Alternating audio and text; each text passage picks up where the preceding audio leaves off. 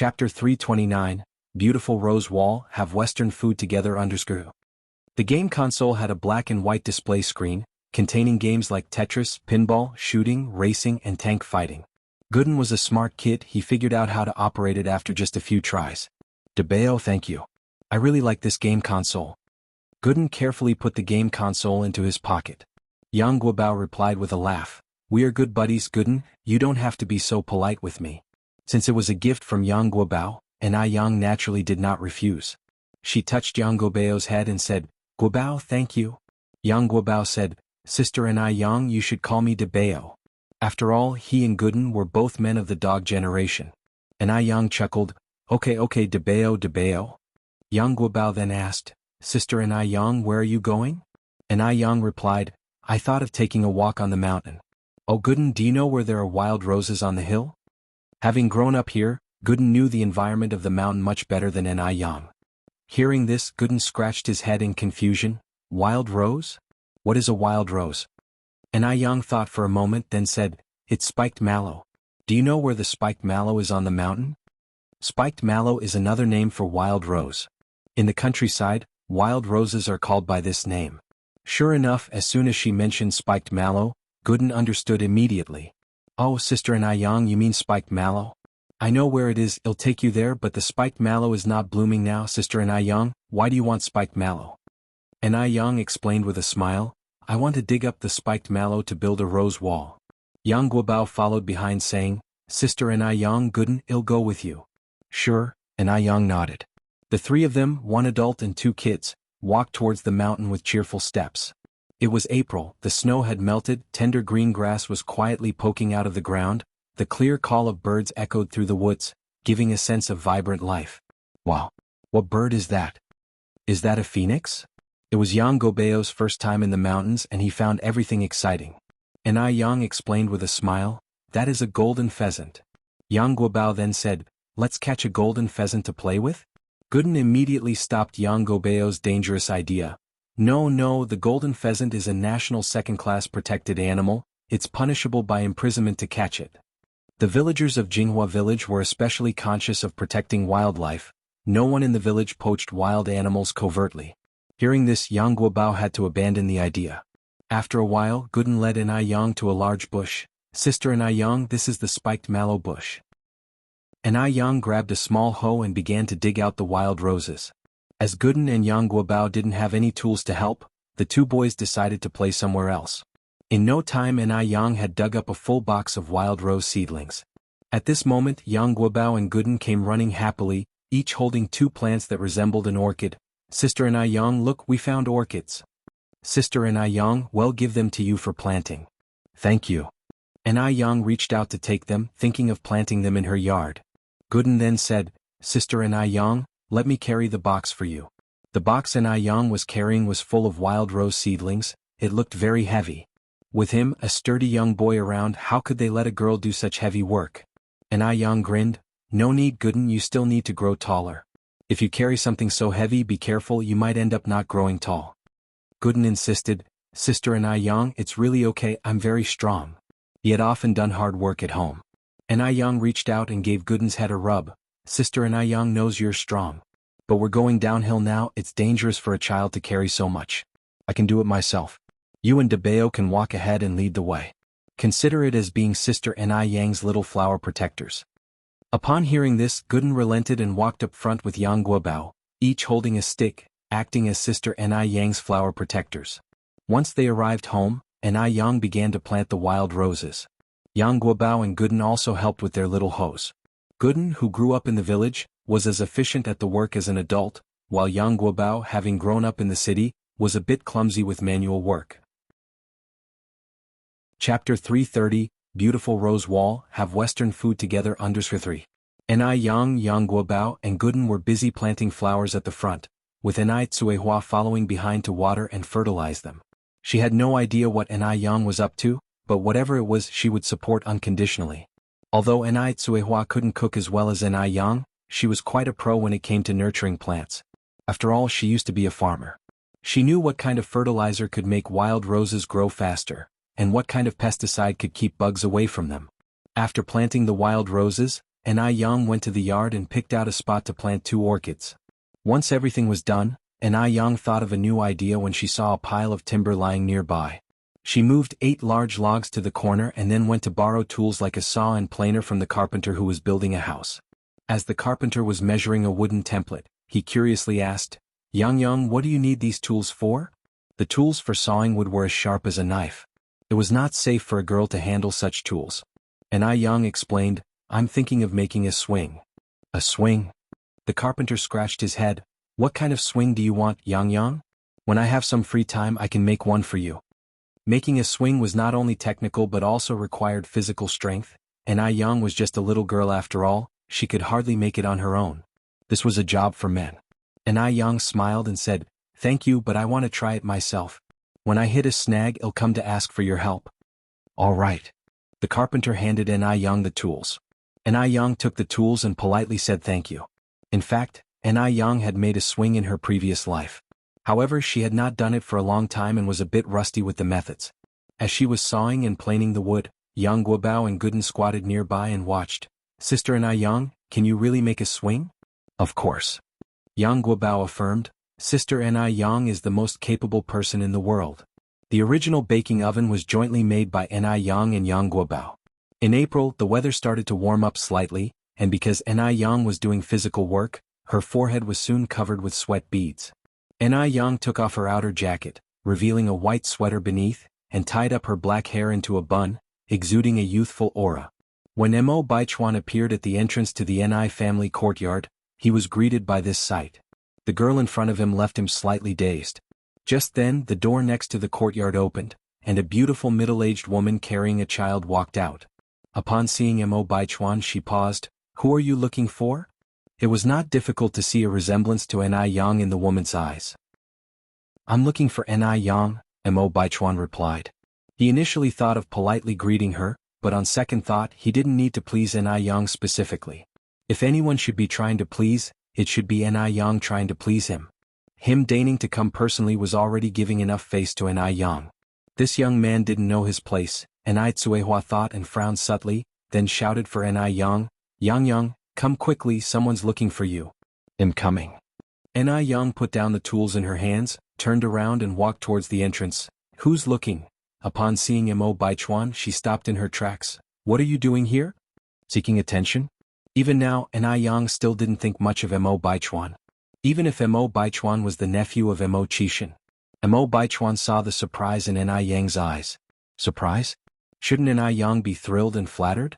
How long does Yang intend to keep this pretense up? Mo Baichuan handed the bag he was carrying to Yang. Don't misunderstand. My grandmother sent me here. These Qingming fruits were also her idea. Only then did Yang remember that Qingming festival was approaching. Even though it was already April, this was according to the solar calendar. According to the lunar calendar, it was only the 9th of March. There were no specific dates for the Qingming festival. According to the solar term, the 12th of this month would be the Qingming festival. The tradition in Beijing was to eat Qingming fruit during the Qingming festival. Qingming fruit is essentially a large dumpling, but because mugwort juice was added when kneading the dough, the color was green. Yang naturally wouldn't refuse the kindness of Mrs. Mo. She reached out and took the bag. Please thank Mrs. Mo for me. Chapter 331, Beautiful Rose Wall, Have Western Food Together _4. Auntie Mo? Mo Baichuan frowned slightly. I'm your grandmother, do you think it's appropriate for you to call me Auntie Mo? Yang gave a faint smile. I call you uncle and even brother Mo, so why wouldn't it be appropriate to call you Auntie Mo? Technically, I'm a generation older than you, do you think it's right for you to call me by my first name? Mo Baichuan's eyes flashed with noticeable displeasure. Yang, do you really have to do this? I think I've made myself clear enough. You would never fancy someone like Yang. No matter what Yang does, it would all be in vain. Yang knew he was being narcissistic again. She turned her gaze to Tsuehua. Mom, I baked some fruit slices in the bread oven, can you go check on them for me? Tsuehua, being a perceptive individual, immediately carried the child into the courtyard. Sure, I'm on it. Yang looked at Mo Baichuan, trying to keep her voice calm. Mo Baichuan, I think I've already made myself clear, rest assured. I'm not even slightly interested in you, to tell you the truth. I like guys like your uncle and am already with him. By that account, Of your aunt's generation, do you think I would harbor any inappropriate thoughts towards a younger generation? Mo Baichuan tightly pursed his lips, remaining silent. How was that even possible? How could An Yang possibly be with that useless Mo Qishan? She must be using a feign weakness strategy to provoke him. Did she really think Mo Baichuan, was that easily provoked? An Yang continued, there's another thing I believe I need to clarify with you. The watch, last time I found it on the grass, but when I rushed out, you were already gone. An Yang pondered and concluded that Mo Baichuan might have misunderstood her regarding this matter. But she truly did find the watch. Everything else was just a coincidence. Hearing her words, Mo Baichuan's eyes shone with cynicism. All right, let's say you found the watch, then why did you show up in Beijing?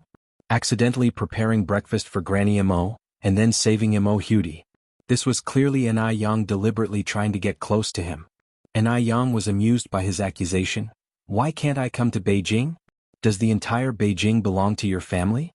You are such a dictator. Having said that, An Yang continued in a calm manner, I came to Beijing because it's a big city with a broad mind, where I can live a better life. Moreover, I didn't know you were from Beijing before I came here.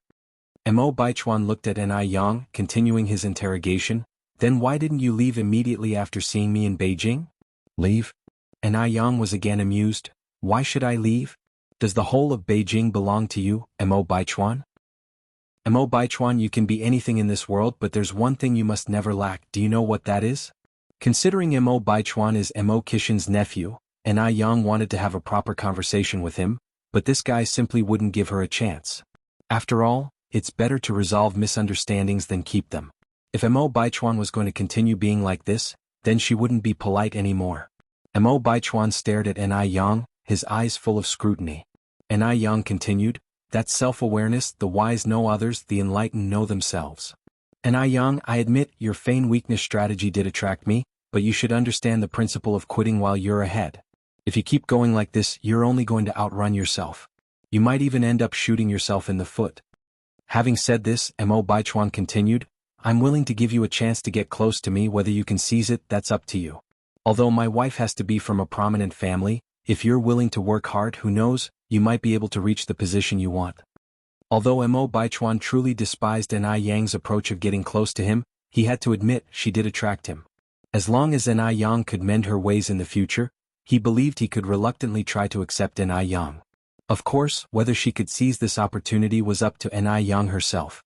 An Yang took a deep breath and reiterated, Mo Baichuan, I'm truly with your uncle Mo Qishan, and I don't harbor any inappropriate thoughts towards you. However, you could give this opportunity to Li Xianxian. I believe she'd be overjoyed to hear about it. Chapter 332, Beautiful Rose Wall, Have Western Food Together _5. If things go on like this, An Yang feels like she'd go insane. Why on earth did she go to the mountains to cut pig grass? If she hadn't cut the pig grass, she wouldn't have run into the suspicious narcissist, Mo Baichuan.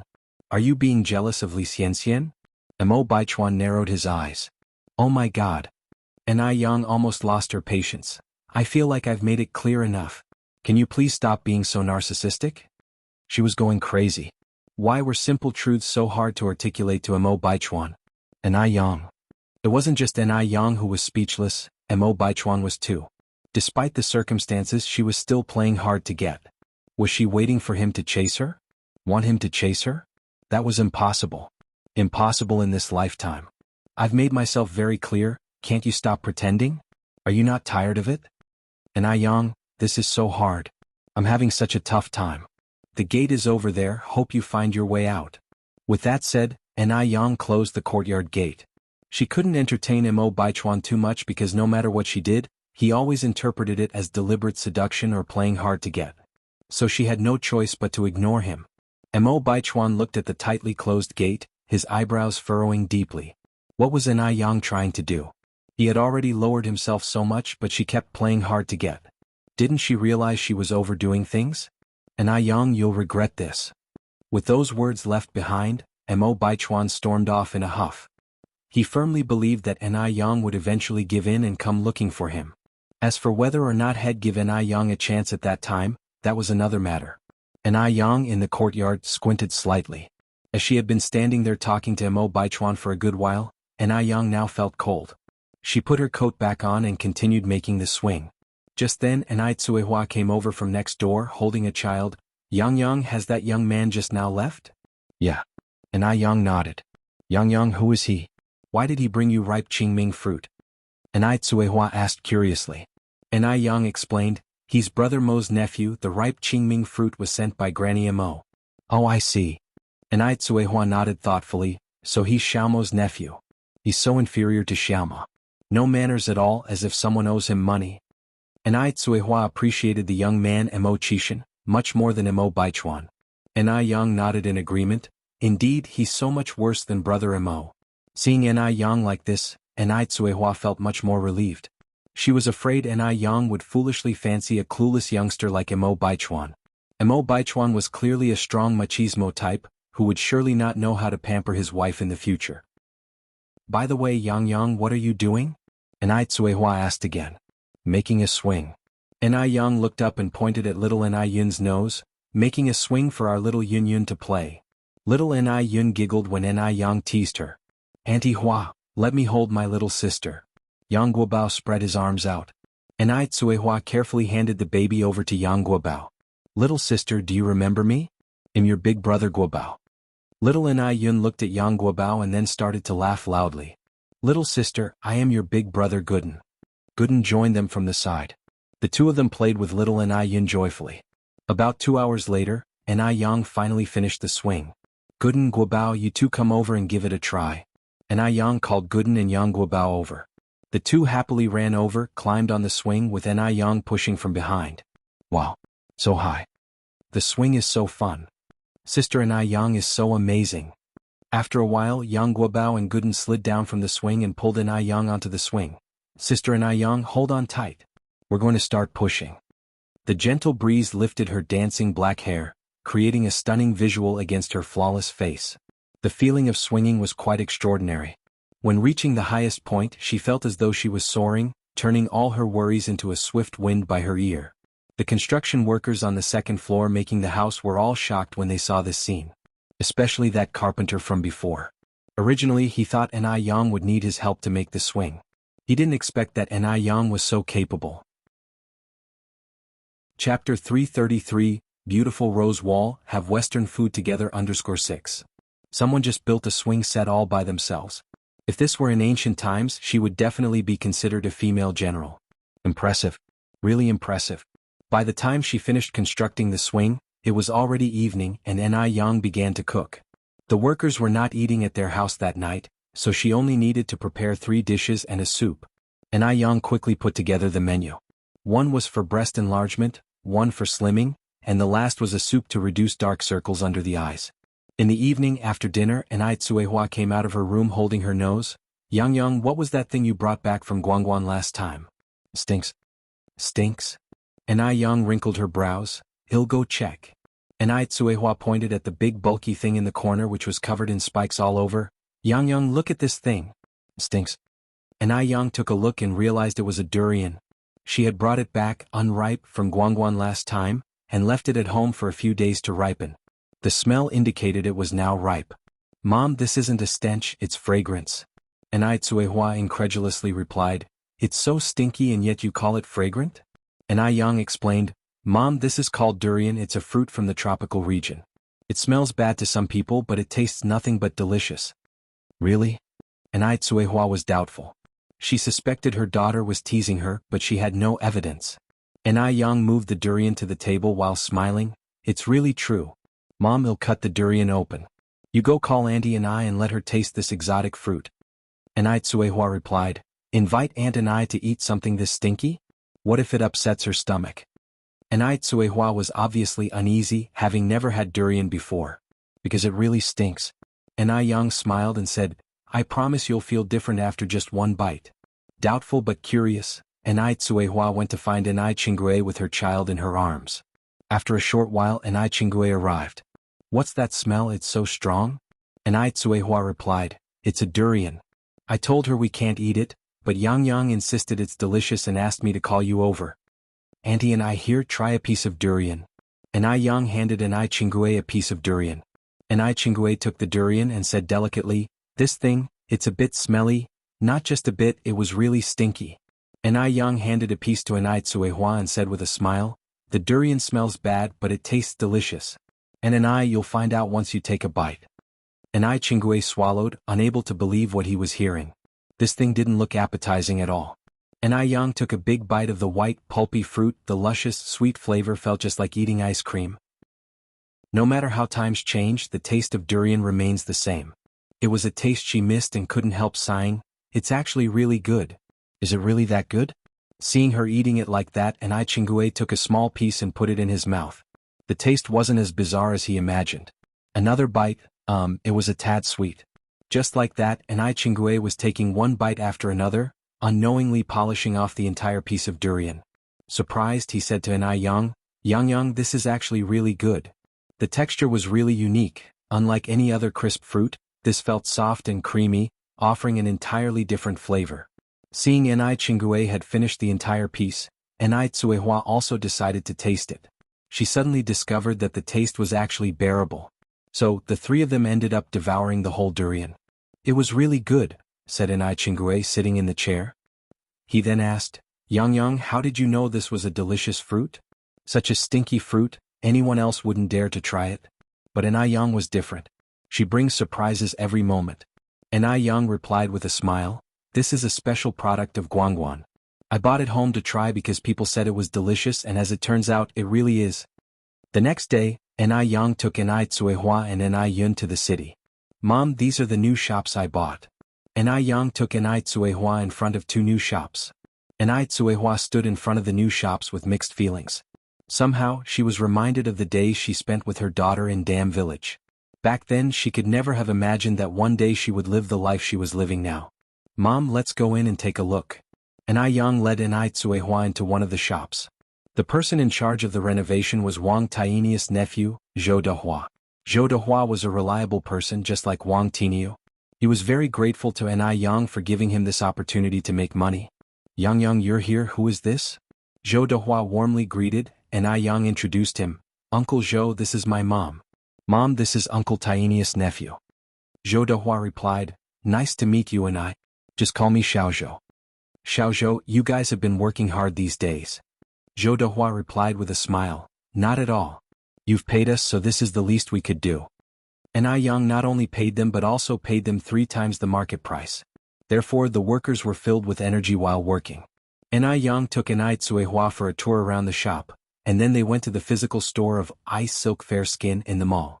After strolling in the mall for a while and buying some spring clothes, they finally left the mall. It was already nearly 12 noon. Anai Yang looked at Anai Tsuehua and said, "Mom, let's go eat something. We hardly get to come to the city, we should treat ourselves to something nice." Thinking of the 158 yuan they had spent on the last meal, Anai Tsuehua said with a bit of distress, "No need for something too fancy, we can just go to a shop and have some noodles. We can have noodles any day." After a thought, Anai Yang decided to take Anai Tsuehua to a Western restaurant to broaden her horizons. At this time there were already 2 Western restaurants in the city. Unlike the opulent state-run restaurant that they visited last time, the Western restaurant was stylish and elegant, and the waitstaff had a strong sense of service. The restaurant was filled with the romantic melodies of the renowned violin piece, "My Own True Love." A waiter escorted the two to a window table and asked, "What can I get you?" "Erase the menu." Anai Yang flipped through the menu and started ordering, 2 sirloin steaks, 1 medium rare, 1 well done. A pizza, French escargot. Then 2 cups of cappuccino and 1 cup of plain milk. "That will be all for now, thank you." Chapter 334. Teach the scum a lesson, be the matchmaker. _1 Anai Yang had her steak cooked medium rare. Considering that it was Anai Kuihua's first time eating steak and she might not be used to it, Anai Yang ordered one that was well done for her. "Well done." Upon hearing this, the waiter showed contempt in his eyes. Just some country bumpkins, dressed up smartly, but that flashy exterior couldn't hide the sour stench of poverty about them. "I'm sorry, but we don't serve well-done steaks here." The impatience was escalating in the waiter's eyes. In the year or so he's been working here, had hardly encountered customers who ordered their steak well done. Even medium rares were fine. The best way to enjoy a steak was to have it rare. How come there's no well-done steak? Anai Yang slightly tilted her head up, her eyes twinkling with a captivating spirit. The waiter felt somewhat oppressed, as if facing a superior. Was it an illusion? She clearly looked a few years younger than him. The waiter responded calmly, "The minimum our customers order is medium. Sorry, we truly don't serve well-done steak." And Yang, without intending to give the waiter a hard time, spoke softly, "Would you please let your head chef know to cook my mom's steak well done? She's not used to medium-rare steak." "I'm sorry." While the word sorry left the waiter's mouth, there was not a hint of remorse in his expression. "We can't make a well-done steak." And Yang placed down the menu, slightly furrowed her brows. "You haven't conveyed the message yet. How do you know the kitchen can't prepare it? Is your steak not prepared in the kitchen?" "It is prepared in the kitchen." And Yang ordered, "Then please ask the chef to cook my mother's steak well done." "Sorry, we can't." The waiter reiterated his previous statement. "This is a Western restaurant. Those without qualifications and can't speak English can't truly fit in." While he was merely a waiter, his salary was much higher than that of ordinary workers. He really didn't think much of Ni Tsuehua and Yang, regarding them as country bumpkins. Yang slightly furrowed her brow. "Rules are dead, people are alive. Is it so difficult to convey a message to the kitchen? In your position, do your job, fulfill your duty. Have you forgotten your responsibility? If you don't want to eat, the door's right over there." She didn't need to serve them if they didn't want to eat. Yang smiled faintly, opting not to stoop to the waiter's level. "I'd like to speak with your manager." The commotion quickly drew the attention of the other customers. All eyes were turned in their direction. A well-done steak was indeed rare to see, so was such a beautiful young lady. They were eager to see how Yang would resolve this issue. Upon hearing this, the waiter showed no signs of fear but instead smiled and said, "All right, just a moment. This is a Western restaurant after all." Barring the wait staff, all the leaders here were from F country. They didn't speak Chinese, only speaking French. Did Yang plan to lodge a complaint? Could she speak French? Given her appearance, she probably couldn't even recognize all 26 English alphabets. If Yang called the manager, she would only end up embarrassing herself. The waiter had seen too many people from his country embarrassed by their lack of French skills while communicating with their superiors. Thinking about this, the waiter was filled with disdain. Sure enough, a muscular man with blonde hair and blue eyes soon came over with the waiter. "Hello." The manager respectfully bowed, speaking in fluent French. Seeing the blonde, blue-eyed manager, the crowd couldn't wait to witness the drama that was about to unfold. "He's from F country." The young lady was going to fall flat on her face this time. Youths are too impulsive. Always demanding to see managers when things don't go their way. If they can't make a well-done steak, just leave. Why make it so awkward? Yang didn't anticipate a foreigner from F country to show up, and was momentarily startled. The waiter's dismissive look became even more evident. He immediately spoke, "Manager, erase the deal, this customer is causing trouble, wanting to dine and dash." Relying on the fact that Yang and the other customers didn't understand French, he started painting Yang as a brazen customer seeking a free meal. At a nearby table, a middle-aged man elegantly sliced a piece of steak and said to a young man across from him, "Xiaoshu, please help that lady out." Chapter 335. Teach Scum a lesson, act as a matchmaker _2. Everyone here is Chinese, he can't bear to see compatriots treating their fellow citizens in such a manner. Just because they can speak some French, now it seems they have even forgotten their own last name. "Okay, Dad." The young man nodded, picked up a napkin to wipe his mouth, and got up to walk towards Yang. This young man was none other than Shangguan Su, who had several encounters with Yang. Yang had helped him once before and now he could return the favor. Just then a fluent French voice resonated in the air. It was quite pure, pronounced very standardly, as delightful as an April breeze on earth. Shangguan Su looked up. The person seemed to be covered with a layer of gold, dazzling to the extreme. This time not only was Shangguan Su stunned, but the surrounding diners were also amazed. This young girl was so impressive. Even though they didn't understand French, they could feel it. This feeling was awe-inspiring. "This is what happened. Can your restaurant not make a steak medium well?" asked Yang, her tone indifferent yet intimidating. The waiter's face turned pale. She couldn't believe it. Such fluent French came from the mouth of a country bumpkin. How could this be? If Yang could speak French, what did that make her? A joke? After understanding what happened, the restaurant manager bowed, saying respectfully, "We are extremely sorry for the unpleasant dining experience. I will arrange for your steak to be prepared. Our customers are our benefactors. Whether you want a medium-well steak, or even a well-done steak, we will follow your instructions. Also, All your meal orders today will be on us. The restaurant manager's attitude showed a lot of sincerity. And Young replied, "It's not necessary to waive the bill, just make one of the steak medium well." And Young wasn't the type that wanted to take advantage of situations. All she wanted was a positive attitude and a proper result. "All right, please wait a moment." As soon as he finished speaking, the restaurant manager turned his gaze to the waitress. "You will no longer be working here from now on." "Manager, I was wrong. I will never dare to do it again." The waitress was sweating profusely. How could she lose this job? She was earning 100 yuan monthly at this place. Where could she get a job that would pay her 100 yuan a month? The waiter hurriedly apologized to Young. "I'm so sorry. It was unintentional. I beg you to forgive me. Please give me another chance, I truly do not want to lose this job." And Young smiled faintly. "Sorry, I'm just a customer. The decision to keep you or not lies with your superior, and this is beyond my control." If it had been someone else who didn't understand French, they would have been cheated today. N.I. Young isn't a saint. In her book, she only repays kindness with kindness and pay back hostility with hostility. She does not repay hostility with kindness. People must always pay a price for their words and actions. Hearing her words, the waitress' mind went blank and she stumbled out of the restaurant, escorted by others.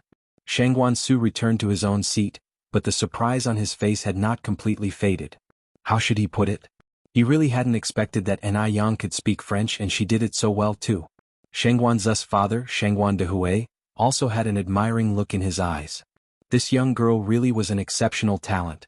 Indeed, one should never judge a book by its cover. Now they could see there are really talented and beautiful people in this world. Looking at N.I. Yang in surprise, N.I. Tsuehua was dumbfounded because she never knew that N.I. Yang could speak another country's language. Yang, you just... N.I. Yang squeezed N.I. Kuihua's hand. "Mom, what I just spoke was French. Do you remember the educated youth named Nguye from our village?" "Yes, I do," N.I. Tsuehua nodded. N.I. Yang continued, "My French was taught by Nguye. Indeed, there was once an educated youth named Nguye in Dam village who had taught N.I. Yang some basic French phrases. So N.I. Yang's statement wasn't wrong." "Oh, I see," N.I. Tsuehua said with an understanding look in her eyes. N.I. Yang nodded. Soon all the dishes were served. N.I. Yang picked up the pure milk for little N.I. Yun to drink. Seeing the milk, little N.I. Yun burst into a happy laugh. Faced with the exquisite Western meal, N.I. Tsuehua seemed a bit at a loss. Chapter 336. Teach the scum a lesson. Be the matchmaker _3. Yang, why aren't there any chopsticks?" N.I. Yang laughed and said, "Mom, this is Western cuisine. Western meals are eaten with a fork and knife. Look at me, I hold the fork in my left hand and the knife in my right hand." As she spoke, N.I. Yang elegantly cut off a piece of the steak, speared it with her fork and put it in her mouth. "Wait." N.I. Tsuehua interrupted in surprise. "What's this, Mom?" N.I. Yang asked, turning her gaze to N.I. Tsuehua in confusion. Yang, this meat is not cooked. There's still blood drip pinned from it. They should take it back quickly and cook it thoroughly." N.I. Yang smiled slightly and explained, "This is what a medium-rare steak looks like. It's tender and juicy and it tastes great."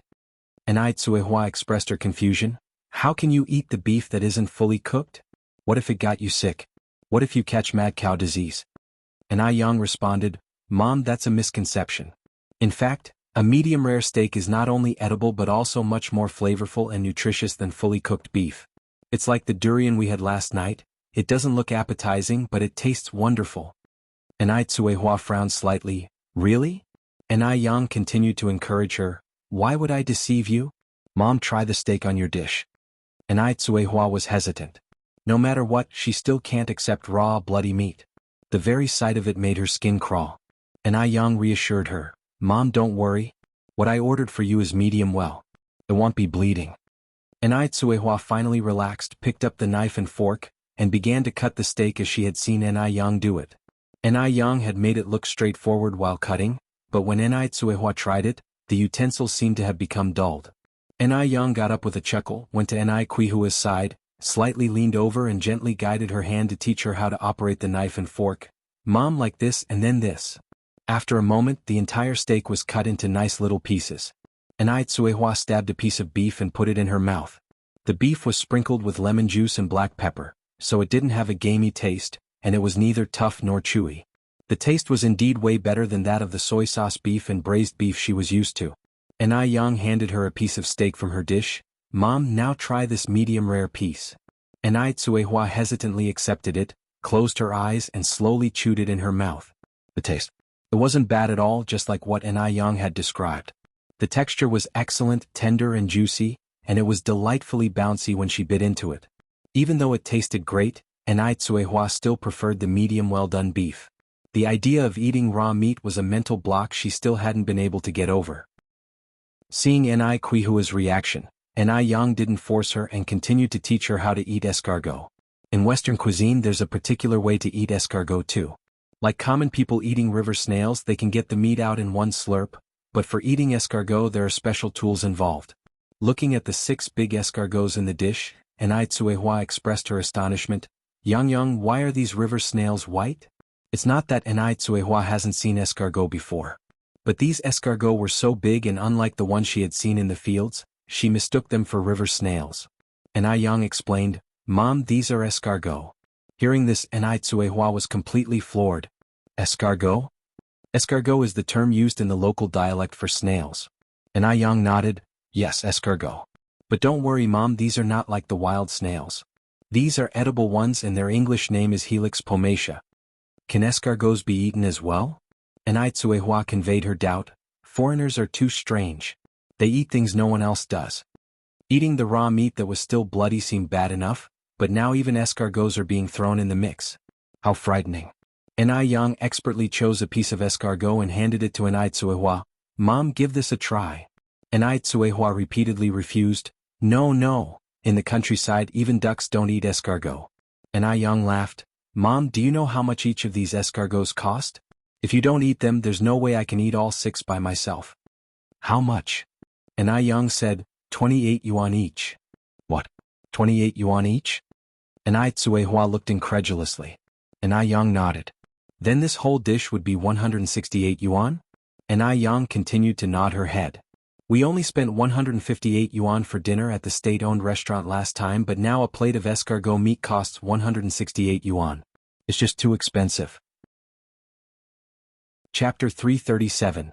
Teach the scum a lesson, be the matchmaker _4. Ai Tsuehua reluctantly accepted the escargot, closing her eyes as she ate it. As she ate, Ai Tsuehua suddenly realized that expensive food indeed had its worth. This foreign escargot tasted even better than the river snails.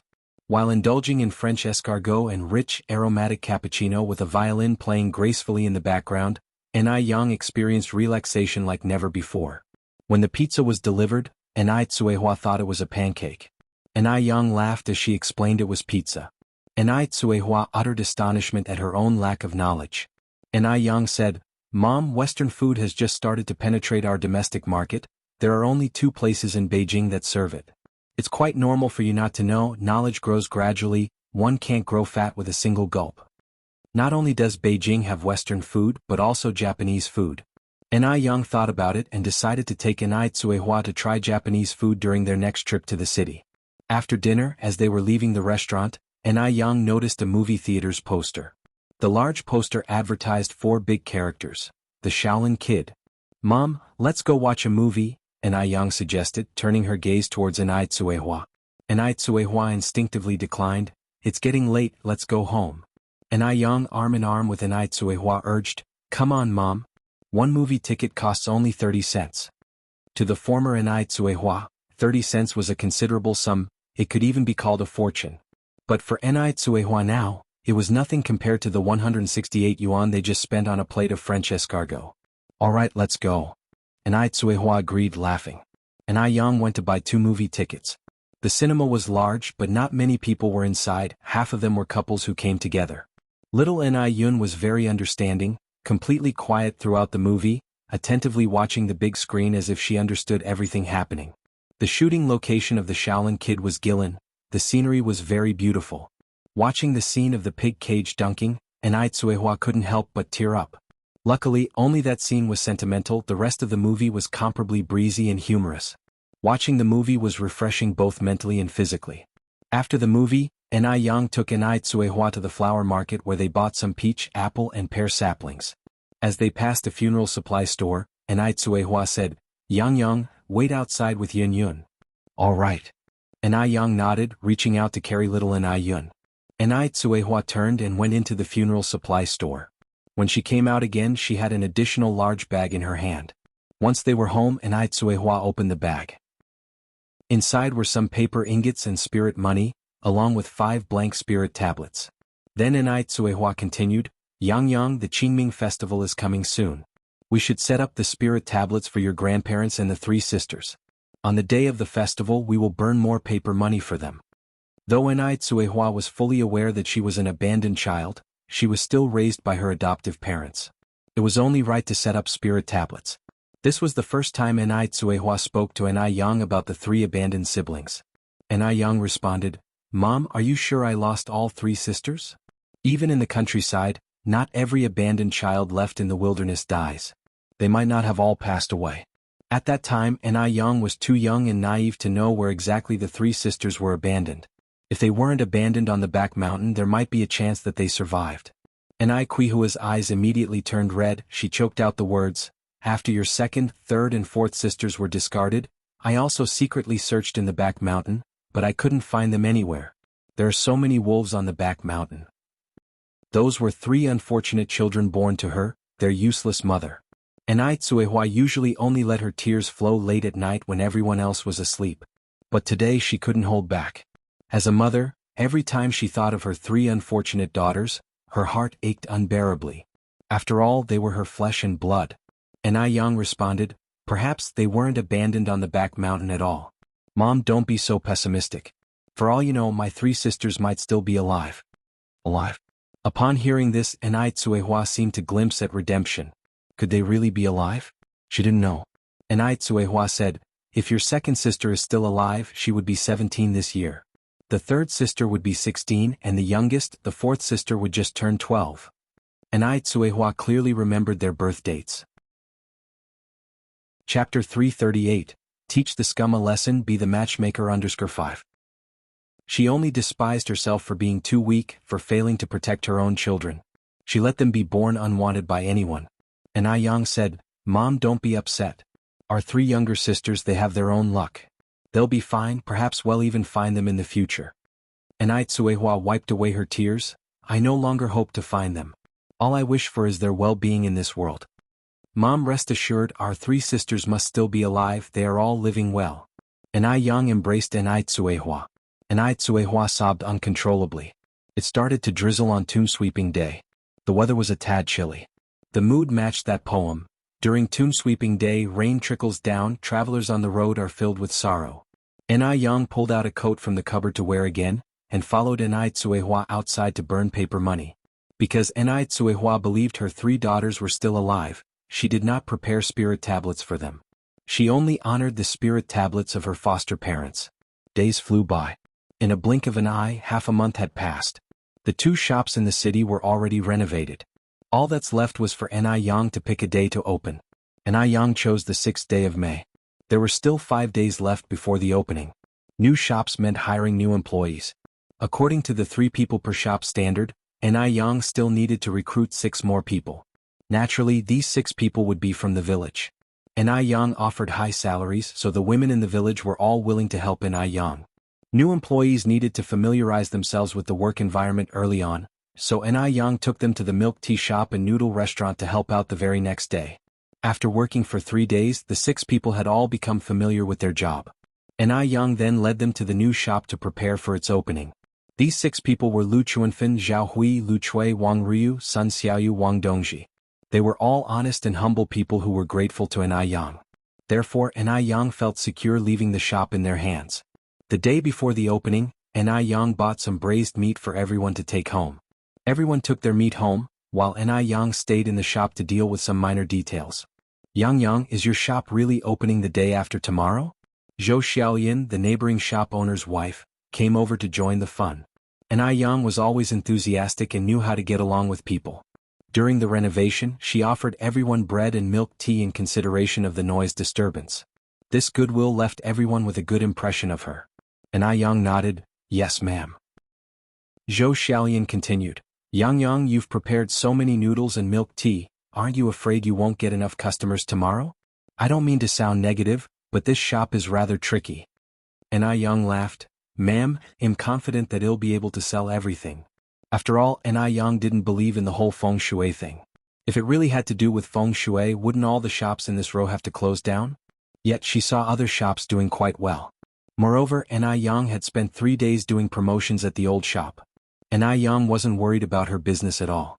After all, the noodle restaurant and milk tea shop had already built a substantial reputation in the city's food industry over the past half a year.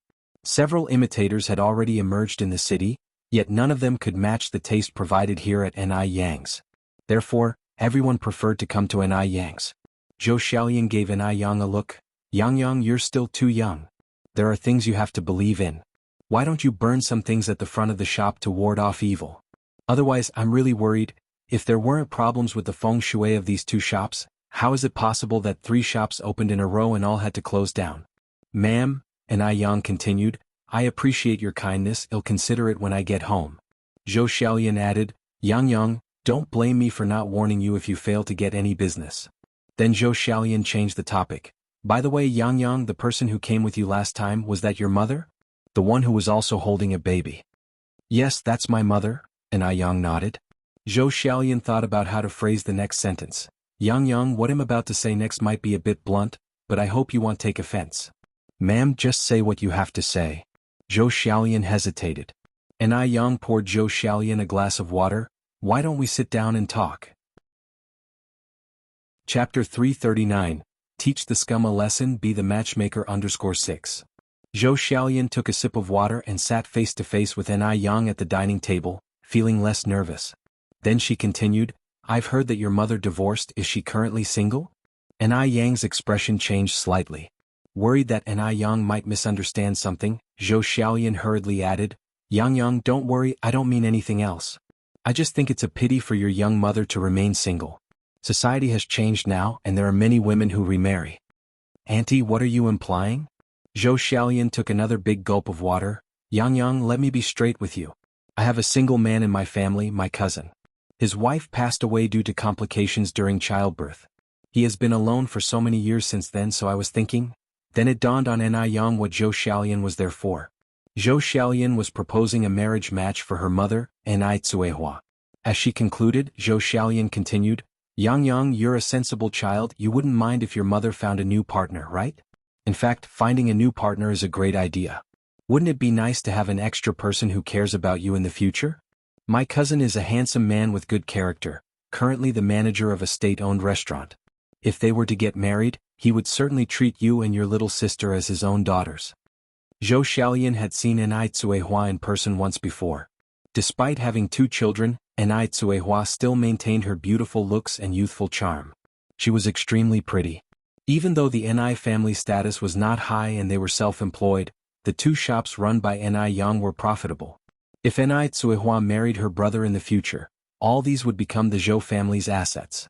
Therefore, Ni Cuihua was just about a suitable match for her brother. Her brother, not only handsome, also worked at a state-owned enterprise, so many fine young ladies want to marry him. It was Ni Cuihua's luck that he took interest in her. Ni Yang replied, Auntie Zhou, this matter isn't up to me, it depends on what my mother thinks. Zhou Xiaolian laughed, just as long as you aren't opposed to your mother finding a partner, then I can rest assured. How about you choose a date for my cousin to meet your mother? Just a harmless meeting, whatever happens after doesn't matter and wouldn't affect anything. Ni Yang replied, Auntie, I need to discuss this matter with my mother when I get home. If she agrees, then I have no objections. Very good, Zhou Xiaolian stood up laughing. That's settled then, Yang, when you get home you must discuss it with your mother. It's not easy for a woman with 2 children to be out there on her own. Without a man to make decisions, you will get bullied in the village. Once your mother and my brother's matter is settled, you can move from the countryside to my brother's townhouse in the city. At that point, we'll all be family. According to our relationship, you should call me aunt. Evidently, Zhou Xiaolian was becoming happy prematurely before anything was settled. Because she thought, it is Ni Cuihua who would be marrying up by marrying her brother. After all, Ni Cuihua lacks education and carries 2 burdens, whereas her brother not only completed junior high school but is also a manager. Only a fool would refuse such an offer. Everything Zhou Xiaolian said carried a sense of superiority, which made Ni Yang feel uncomfortable. Even before Ni Cuihua married into their family, Zhou Xiaolian was already behaving like this. If the marriage happens, life wouldn't likely be any easier. Not only was Ni Yang not opposed to Ni Tsuehua finding a new partner, she wished for her mother's happiness above all else. An ideal marriage is built on mutual respect. Clearly, Zhou Xiaolian's brother could not offer this kind of respect. Ni Yang frowned unnoticeably. "Auntie, you've been overthinking this. The people in our village are all very kind and united, and they take good care of our family. No one in the village will bully us." Zhou Xiaolian warned earnestly, "Yang, you need to be cautious then. Those who don't have a relationship with you but treat you guys so well must be after something."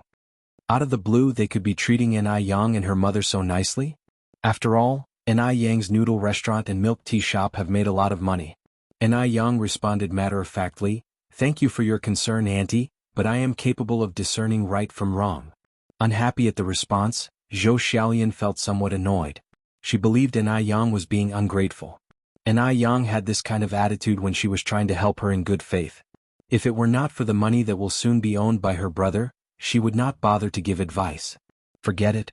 Why should she bother about a junior's matters? Perhaps it was unintentional from Ni Yang. With an unchanged smile on her face, Zhou Xiaolian continued, Yang, then let's leave it at that. Do remember to tell your mother when you go home. I will head back now." Ni Yang stood up to see her out. "Goodbye, Auntie." After leaving the noodle restaurant, Ni Yang made a trip to the vegetable market. "Sister." This time, Ni Yang met the little flower girl from half a month ago again. No noticeable changes in the little girl after half a month. Even her clothes remained unchanged. Her face was dirty, but her big eyes were still sparkling clear. "Sister, are you going to buy flowers today?" Ni Yang squatted down to be at the girl's height. "Little sister, how old are you this year?" 12. Chen Zhaodi replied. "Well." For some reason, Ni Yang suddenly remembered her abandoned fourth sister. If the fourth sister was still around, she would be 12 this year too. Ni Yang asked, "Where are your parents?" Chen Zhaodi responded, "They are at home." "Do you have any sisters or brothers?" Chen Zhaodi shook her head. "No sisters, just one younger brother." Ni Yang asked again, "Does your brother sell flowers too?" "No." Chen Zhaodi continued to shake her head. "My parents both love my brother a lot. They often hit me if I don't sell these flowers, they might kill me. Sister, please buy one, please." Looking at Chen Zhaodi, Ni Yang suddenly felt like crying. She felt a pang in her nose. It's because she relates too well to the powerless feeling of being born into a family that favors sons over daughters. In her previous life and this live's sisters, they have all suffered from this bias. "How many flowers do you have left?" "I'll buy them all." "Really?" Chen Zhaodi's eyes lit up. "Yes." Chen Zhaodi continued, "Sister, I've got 30 flowers left." Ni Yang took out 5 yuan and handed it to Chen Zhaodi. "Here is 5 yuan, no need to give me any change. From now on you can wait for me here every night." "So sister, you will buy my flowers every night?" Ni Yang nodded, then asked, "What happened to your face?" Chen Zhaodi replied nonchalantly, "My brother poured boiling water on it." Chapter 340. Grand Opening, Li Yanren's invitation _1 burned by boiling water? Upon hearing this, Ni Yang's heart clenched tightly. What kind of family would allow their son to scald their daughter's face? Did it hurt? Ni Yang asked. Chen Zhaodi shook her head. It hurt at first, but then it stopped. She had suffered so much at such a young age, this pain was nothing in comparison. Ni Yang let out a soft sigh and handed her the braised pork she had just bought. "Take this." The aroma of the braised pork seemed to permeate into Chen Zhaodi's nostrils as she gulped. "Sister, is this meat?" Ni Yang nodded. "Yes, it's meat." "Sister, are you giving me all this meat?" Chen Zhaodi asked, somewhat uncertain. Thank you, sister." A smile bloomed at the corner of Chen Zhaodi's mouth. "Don't mention it." Ni Yang reached out to caress her head. "By the way, little sister, what's your name?" "My name is Chen Zhaodi." Chen Zhaodi. Just from her name, one could tell how much her parents devalued girls in favor of boys. "Sister, what's your name?" Chen Zhaodi then asked. "My name is Ni Yang." Chen Zhaodi smiled and said, "Sister, your name is really beautiful." "Thank you." Ni Yang continued, "Little sister, do you go to school?" "No." Chen Zhaodi shook her head. "But even though I've never been to school, I know a lot of characters and I can even write my name." There was a primary school in the village and Chen Zhaodi would always sneak up to the windows to listen to the teacher's lectures. The children in the classroom would be absent-minded, but Chen Zhaodi was thirsting for knowledge. Seeing that it was getting late, Chen Zhaodi continued, "Sister, thank you for the pork. I have to go home now. They'll wait for you here again tomorrow night." "Go ahead." And Ai Yang waved to her, "Be careful on the road." Returning to her secret hideout, Chen Zhaodi pulled out the money hidden in the gaps between the bricks and started counting. Adding the 5 yuan that Ai Yang just gave her, her total savings now amounted to 10 yuan and 3 cents. She had already checked, it cost 28 yuan for a train ticket to the neighboring city. She was still 18 yuan short. On top of that, she would need to live in the neighboring city. By her calculations, she would need at least 100 yuan. She was still far from her goal. Thinking about this, Chen Zhaodi let out a sigh, put the money away, left her hideout, sat at the entrance of the alley, and began to devour the braised pork that Ai Yang had given her. Never in her life had Chen Zhaodi felt so satisfied eating meat. She was rarely even afforded basic porridge or rice. Just then a happy family of 4 passed by, chatting and laughing. Watching them, her eyes welled up with tears. If she could, she too would like to have a pair of kind parents, a cute little brother. They wouldn't even have to treat her well, just as long as they didn't hit or scold her like a normal family. What a pity. This wish would never come true in this lifetime. After eating, she wiped her mouth and limped her way home. After going on home, Ai Yang found a bottle to house the camellia, placed it on the coffee table in the living room. The radiant camellia formed a beautiful vista in the living room, filling the air with a faint fragrance. It smelled marvelous. Having finished that, Ai Yang started cooking with Ai Tsuehua tending the fire under the stove. Little Ai Yun was busy playing in a baby carrier, very well behaved. "Mom? What's the matter?" Choosing her words carefully, Ai Yang continued, "Mom, have you ever thought about finding an uncle for Yun Yun and me?" Zhou Xiaolian's words from earlier had reminded Ai Yang of something. Ai Tsuehua was only 37, her life ahead still vast. She couldn't remain single forever. The company of her children and a partner were different. Ai Tsuehua was taken aback at first, then said, "What are you talking about, child? Your mom's old. If someone hurt us, wouldn't it be a joke?" Remarriage was something Ai Tsuehua dare not even think about. Ai Yang said, "Mom, you're only 37, not 67 or 77. Remarrying is completely normal, right? Don't worry, I'm understanding, I'm not an unreasonable child." At this point, Ai Yang changed her tone and said seriously, "Mom, I genuinely hope you can find happiness." Chapter 341, Grand Opening, Li Yanren's Invitation _2. At the sound of this, Ai Tsuehua fell momentarily silent. She was fortunate to have such a thoughtful daughter. In other families, when one parent is gone, it's typically hard for children to accept the prospect of a parent remarrying because they often fear that a stepfather or stepmother may not treat them well. Yet Ai Yang seemed completely indifferent to this and even voluntarily brought up the matter. Ai Tsuehua continued, Yang, Mom appreciates your concern, but I really haven't given any thought to these things. Your younger sister is still little. Let's revisit this topic when she's a bit older." Ai Yang's career was currently flourishing, and little Ai Yun was only 9 months old. Ai Tsuehua genuinely had no energy to contemplate such messy matters. She should make the most of her opportunity to assist Ai Yang. How could she pursue romance when her daughter is busy and working so hard? Ai Yang added, "Mom, Aunt Zhou Xiaolian mentioned to me today that she has a single brother. From what she said, he seems not bad. Would you like to meet him?" Though Ai Yang had some reservations about Zhou Xiaolian's brother, she felt it was nevertheless necessary to discuss this with Ai Tsuehua. After all, it would be up to Ai Tsuehua to pick her partner. No need. Ai Tsuehua refused without hesitation. Ai Yang gave a nod. "Okay, I respect your decision. In fact, I also think Zhou Xiaolian's brother doesn't quite seem right. When we encounter an outstanding middle-aged man in the future, he'll definitely keep my eyes open for you. Mom, you should keep your spirits up." Upon hearing this, a momentary blush darted across Ai Kuihua's face. "What are you saying, you silly girl?" Not long after, Ai Yang finished cooking 4 dishes. The main course for the night was green bean and lotus leaf porridge. Modern medical research has shown that lotus leaves have beneficial properties such as lowering blood pressure, reducing blood lipids, relieving heat, suppressing bacteria, relieving spasms and reducing fat. The combination of lotus leaves and green beans is particularly effective for weight loss and body sculpting. It's not sufficient to focus solely on breast enlargement. One needs to attain a perfect body proportion. Ai Yang currently has a great body proportion, and she needs to maintain it. The side dish was mapo tofu. She heated the rapeseed oil, added scallion, ginger and garlic until fragrant, then added bean paste until the oil turned red. Next, she added spicy hot capsicum, Sichuan pepper and chili powder. Finally, she tossed in tofu that had been blanched in boiling water. In no time, a mouth-watering aroma of spicy and numbing mapo tofu filled the room. The spicy and numbing sensation was irresistible. With this bowl of mapo tofu, one could consume several bowls of green bean and lotus leaf porridge. Furthermore, tofu has the property of boosting metabolism which can contribute to longevity. Next, she prepared sautéed lamb liver with eel. Eel contains components such as vitamin A and lecithin, all of which are beneficial to hormonal secretion and essential for breast development. Therefore, during puberty, it's crucial for girls to consume more eel to achieve breast enlargement. Winter melon stew with black fish. The combination of black fish and winter melon has great blood circulation promoting and liver and kidney nourishing effects, making it a particularly beneficial dish for women. The final side dish was spicy pickled cowpeas.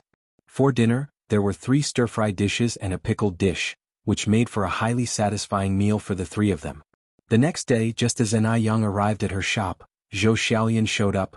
Yang, did you tell your mom about what we discussed yesterday? I did. Yang replied honestly, but my mom isn't currently considering anything in that regard. Auntie, thank you for your kindness, but it seems that there's no destined connection between your brother and my mom. Was this a rejection? Zhou Xiaolian looked at Yang, somewhat incredulous. With such great prospects, how could Yang refuse her brother? Could it be that Yang felt superior because she owned a few shops and looked down on her brother?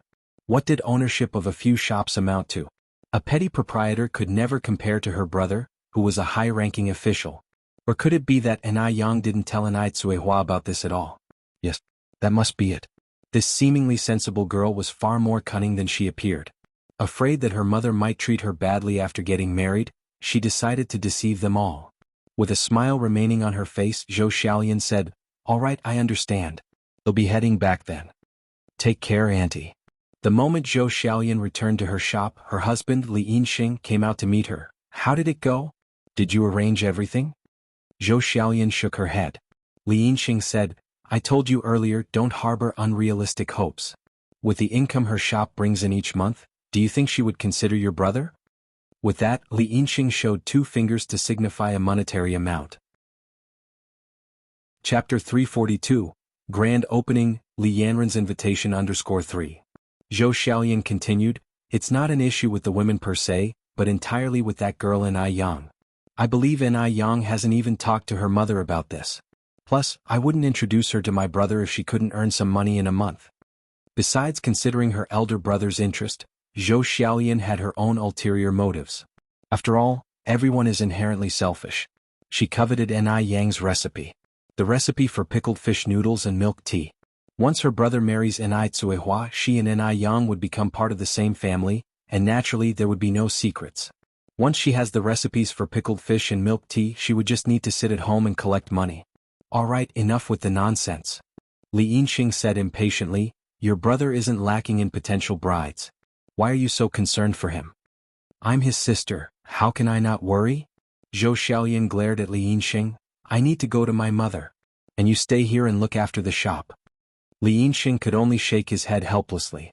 Zhou Xiaolian went straight back to her parents' house. Her family was well off. Both her parents were retired directors of a factory. Although her only brother was devoid of a wife, he had a good job, a dependable livelihood, a high salary and often had some extra perks. This was why so many eligible women were willing to marry him. After hearing Zhou Xiaolian's plan, her mother Ji Muden fussed, "What kind of joke is this? There are so many young ladies ready to marry your brother and he doesn't need them. You're introducing a widow with 2 children to him. Xiaolian, don't you care about your brother anymore?" Given that her son was accomplished, Ji Muden as a mother felt proud. Moreover, they came from a family of salaried employees. How could they marry a self-employed woman? Zhou Xiaolian smiled and said, "Mom, don't look down on self-employed people. The woman I want to introduce to my brother owns 4 shops. She earns at least 20,000 yuan a month. When combined, your dad's and brother's income is still less than what she earns in a month, isn't it? 20,000. That's over 200,000 a year." Ji Muden was a bit shocked but still retorted, "What does it matter how much money she earns? Our family doesn't lack money." While the Zhou family was not immensely rich, they were not short of money either. Zhou Xiaolian continued, with more money future kids could study abroad, we could move to a bigger house, hire a few nannies to serve you. Doesn't that sound good? Ji Mutant seemed slightly tempted at this. What you said seems somewhat reasonable. What does this woman look like? Zhou Xiaolian responded, her looks leave nothing to be desired. How about you come with me tomorrow and see for yourself? All right. Ji Mutant nodded. Even though Ni Yang had already declined this meeting, Zhou Xiaolian still wouldn't give up. Ni Yang's noodle restaurant and milk tea shop would open tomorrow, and Ni Tsuehua, her mother, would certainly appear. By then they would definitely see Ni Tsuehua. Zhou Xiaolian felt that as long as she could convince Ji Mutant, her acquiescent brother, who always listened to his mother's words, wouldn't be a problem. As for Ni Tsuehua, she saw no obstacle there. With her brother's great conditions, only a fool would object. She didn't think Ni Tsuehua was a fool. After settling things with Ji Mutant, Zhou Xiaolian returned home satisfied. The next day, Ni Yang went to the noodle restaurant early in the morning. Just as she arrived, she saw workers laying out red carpets and arranging flowers in front of the noodle restaurant and milk tea shop. Could it be that Emo Chishan had returned? Ni Yang raised her eyebrows slightly. Other than Emo Chishan, no one else would give her these things. Just as she thought this, Wu Daming ran over from the side. Sister Yin, oh no. Sister-in-law, you're here. Wu Daming. Ni Yang looked at the man in surprise. Wu Daming said, Sister-in-law, my sixth bro isn't in the country, so he couldn't come here in person. He asked me to bring these things. Sixth sister-in-law? This address made Ni Yang's cheeks flush slightly. You have to admit, Mo Chishan really is a qualified boyfriend. Thank you. By the way, when will brother Mo probably return? If you calculate, Mo Chishan has been out for about a month now. Wu Daming, this straight man, directly replied, Sister-in-law, do you miss my sixth bro? Ni Yang. How should she respond to that? Wu Daming continued, also, sister-in-law, I've received the sterile equipment you asked about last time. When do you want it? Chapter 343, Grand Opening, Li Yanren's Invitation _4. At this time, all of the sterile equipment was imported from abroad. Ni Yang didn't expect Wu Daming would get the goods in such a short period of time. That was quite a feat. Ni Yang thought for a moment and then said, probably around June or July. Can you temporarily store it on your end? Sure, of course. My place is big enough. Wu Daming quickly nodded and casually glanced at his wristwatch. Sister-in-law, I will have it delivered to you at the end of June. If he dared to say it was inconvenient, Mo Chishan would definitely give him a taste of hell when he got back. Ni Yang nodded, then he'll have to trouble you. By the way, how much does this equipment cost? No trouble at all, not at all. It's an honor for me to be of service to you, sis-in-law. This set of equipment costs a total of 2,000 yuan.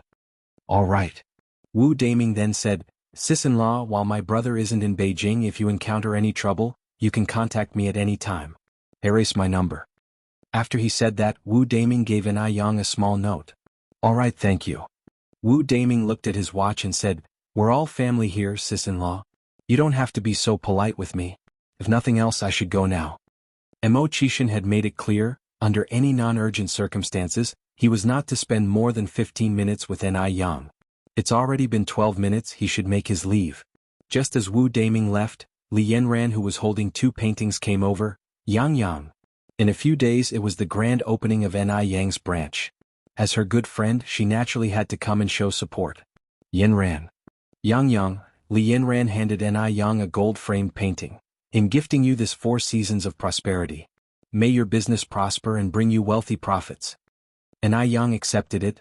Thank you, Yanran. Li Yanran said with a smile, we're good friends, so don't mention it. Let's go hang it in the shop. All right. Ni Yang nodded, leading Li Yanran inside. Li Yanran looked at the decor of the milk tea shop. All admiration was on her face. Yang, your milk tea shop is beautifully decorated. The entrance was made of glass, wooden flooring. Each table had some small green plants decorating it. It looked entirely fresh and natural, inexplicably improving one's mood and giving off a foreign vibe. Needless to say, Ni Yang really did have a touch of grace. Ni Yang placed a cup of milk tea in front of Li Yanran, smiling, thank you for the compliment. Li Yanran took a big sip of the milk tea and then said, this Saturday, I'm hosting a party at my place. I'd like to invite you to join. Sure. Ni Yang nodded without hesitation. Given Li Yanran's treatment of her as a friend, she naturally wouldn't decline her friend's kind invitation. Great. Li Yanran held her milk tea in one hand and clung to Ni Yang's arm with the other. Remember to come, okay? Ni Yang smiled and said, Don't worry Yanran, I always keep my promises. Li Yanran continued, Then I'll wait for you at home this Saturday. Originally, Li Yanran wanted to remind Ni Yang to dress up a bit, but after thinking about it, with Ni Yang's natural beauty she wouldn't even need to, she would be the most dazzling presence regardless. At 6 in the morning, coupled with the sound of firecrackers, the milk tea shop and noodle restaurant officially opened. The merchants who were prepared to watch the hype were all startled. The milk tea shop and noodle restaurant Ni Yang ran, contrary to expectations, were not deserted but quite busy instead. They even had a customer queue. What happened to the anticipated bad feng shui for these two businesses?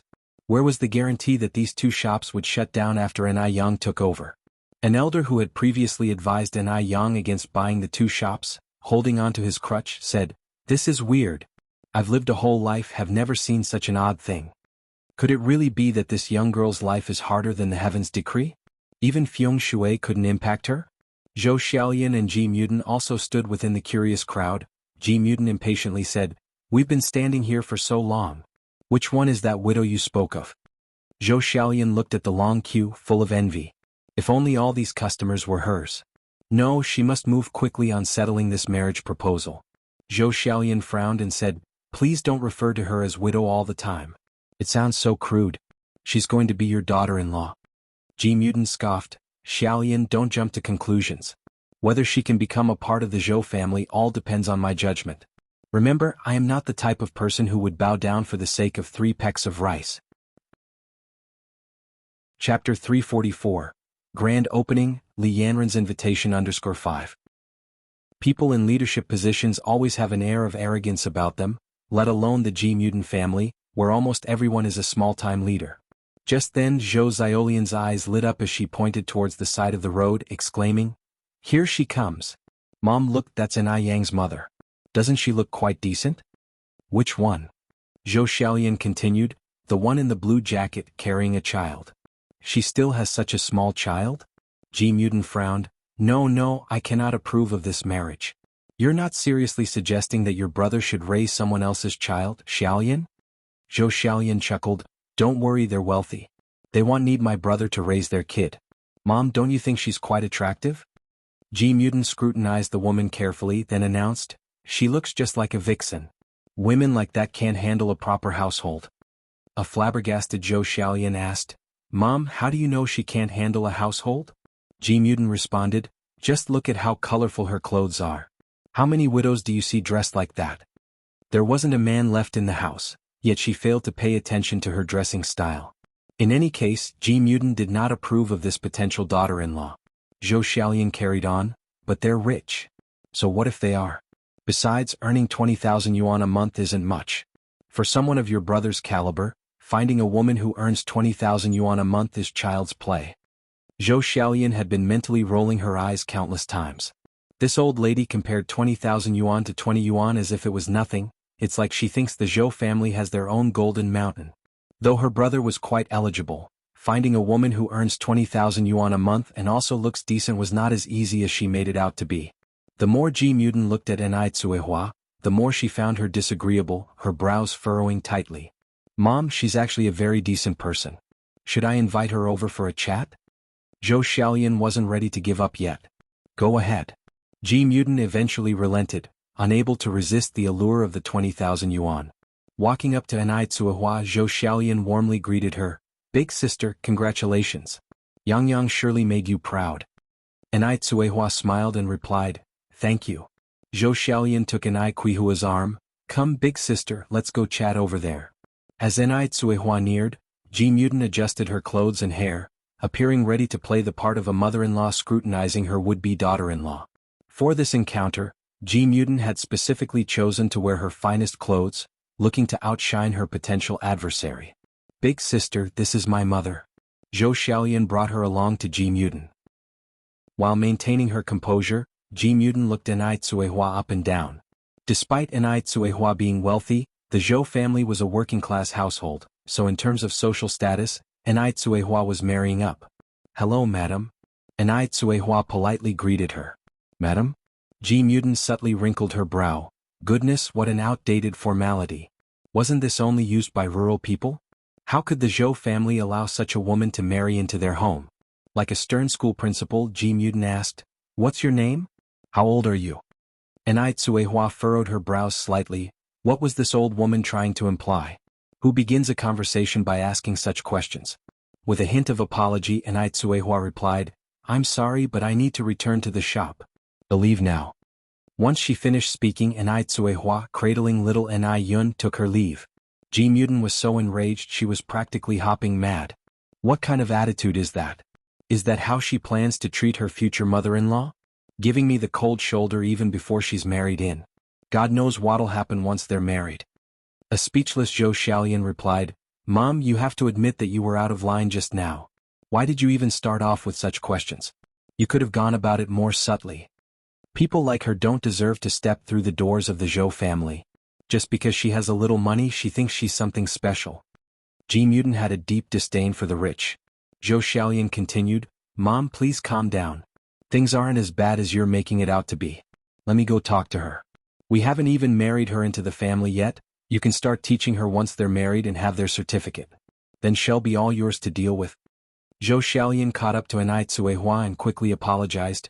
"Big sister, I'm sorry about my mother. She was a bit abrupt just now, but please don't take it to heart. Harris, what's going on? You see, I have a brother." Chapter 345, Grand Opening, Li Yanren's Invitation _6. Zhou Xiaolian was afraid that Enai Yang hadn't told Enai Tsuehua about the matter, so she explained it all over again, and specially boasted about how capable her brother was, and that they were all from working families. Enai Tsuehua replied, "Big sister, thank you for your kindness. But I was born a peasant woman, I'm afraid I'm not match for your brother. Besides, I have no plans to remarry right now." Zhou Xiaolian didn't get the rejection in Enai Kuihua's words and hastily said, "You are a match, a perfect match. As the old saying goes, when marrying, marry a virtuous wife. Big sister, even though your personal condition is not as good as my brother's, I can tell you are quite virtuous." It's good that Enai Tsuehua knows her worth and realizes she's not a match for her brother. Enai Tsuehua continued, "I'm sorry, big sister, you should go find someone else." Zhou Xiaolian continued, "Big sister, you don't need to worry about other issues. My mother may have a foul mouth, but she means well. Once you married into our family, just sit and enjoy your blessings." Enai Tsuehua found Zhou Xiaolian to be too persistent, so she said bluntly, "Big sister, let me tell you the truth, I have no plans to remarry." After that, Enai Tsuehua turned and went into the shop. This time, Zhou Xiaolian understood what Enai Tsuehua meant. So she thinks her brother is not good enough? What a big appetite. A widow who nobody wanted and she's still so picky. She really thinks she can marry into a good family. Zhou Xiaolian walked back to Ji Mudan with a complex expression. Ji Mudan said, "Xiaolian, let me make it clear to you. Firstly, I absolutely will not coax her. Secondly, I must make her apologize for her attitude just now. Otherwise, she can forget about marrying into our Zhou family in this lifetime." Zhou Xiaolian was also furious. She retorted, "You don't allow her to marry in our family? She might not even want our family." "What?" Ji Mudan widened her eyes in disbelief. "She's picky about our family? Does she know what a working family is?" Zhou Xiaolian sighed, "Mother, it's not about whether you accept her or not now. Forget it, no use talking more. Anyway, there's absolutely no hope for this matter." Ji Mudan was furious upon hearing that Enai Tsuehua didn't fancy her son. "I was the one who didn't fancy her first. Just a widow, can't my son find whatever kind of girl he wants? I'm sure that woman is just pretending she doesn't like us because she's afraid of losing face." Ji Mudan muttered angrily. She almost cursed Enai Kuihua's ancestors. Just then Zhou Xiaolian saw something. "Mother, isn't that my aunt?" In the distance, a young man and a woman were helping an older woman with white hair towards Enai Yang's noodle restaurant. Ji Mudan immediately stopped muttering and looked over. "It is your aunt. Let's go over and say hello." Ji Mudan changed her condescending attitude and became overly kind and affable as she walked to the trio. "Ah, isn't this my little aunt? What brings you here? Xiaolian's shop is just nearby. I hope you, Xiaoshu and Cici can come and sit."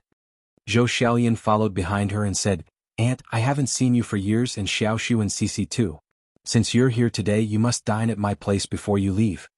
With the mother and daughter being so enthusiastic, everyone could tell that this old lady was not an ordinary person. In fact, the old lady was indeed extraordinary.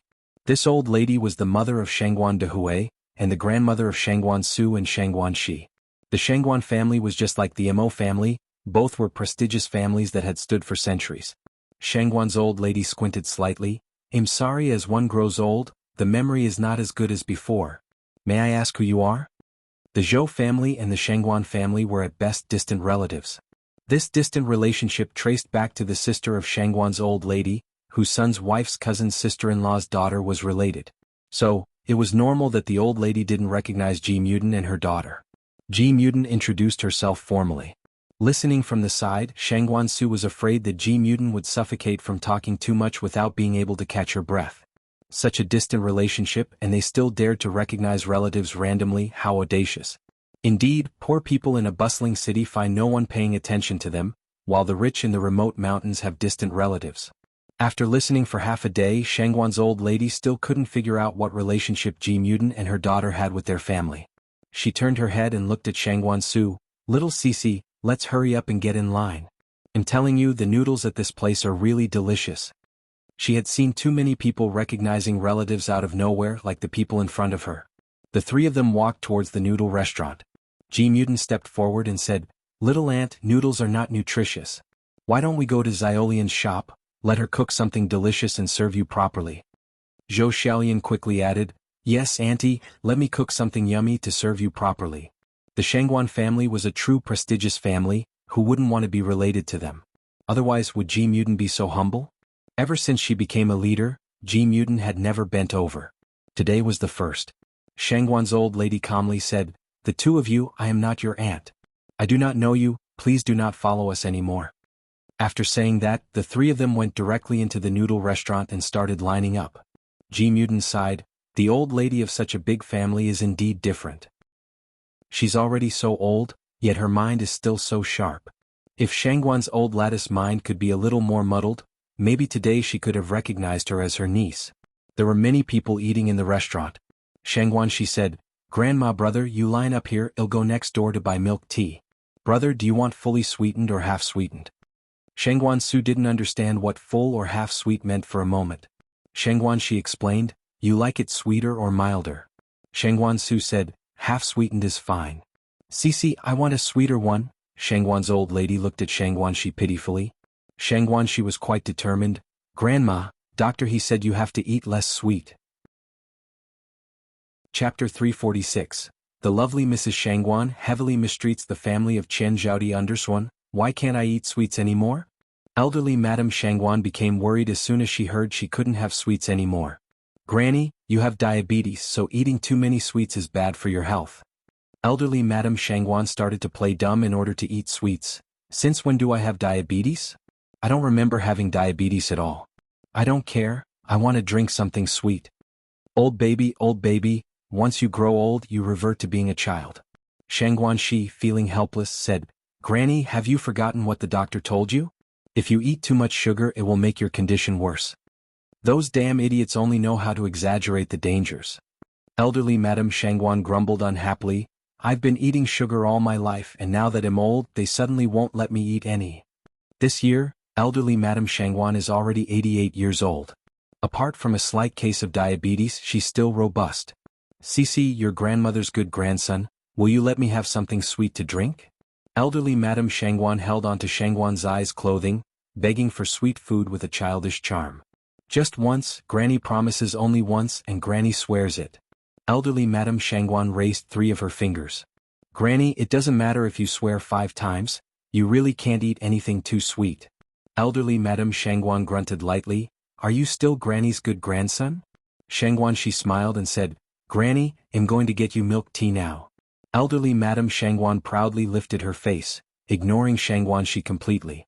Although there's a line waiting for milk tea as well, the speed at which the cups are served is much faster than for noodles, so Shangguan Shi quickly returned with 3 cups of milk tea. "Granny, this is yours, this is my brother's. This one's mine." Elderly Madame Shangguan pointed at Shangguan Zai's cup and said, "Young fellow, I want to drink this one." "No," Shangguan Shi shook his head, "this one's mine, mine is full sugar." "Why is yours full sugar and mine half sugar?" Shangguan Shi with a helpless tone, "Granny, you need to listen to the doctor's advice. Elderly Madame Shangguan was indignant. I've never listened to anyone in my life, not even your grandfather. Why should I listen to that brat doctor? Shangguan she quickly inserted the straw into his cup and drank a large gulp of milk tea.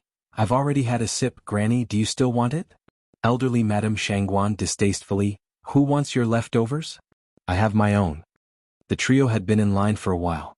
Their cups of milk tea were almost finished by the time they got to their seats. What would you all like to eat? A soft, familiar voice came from above.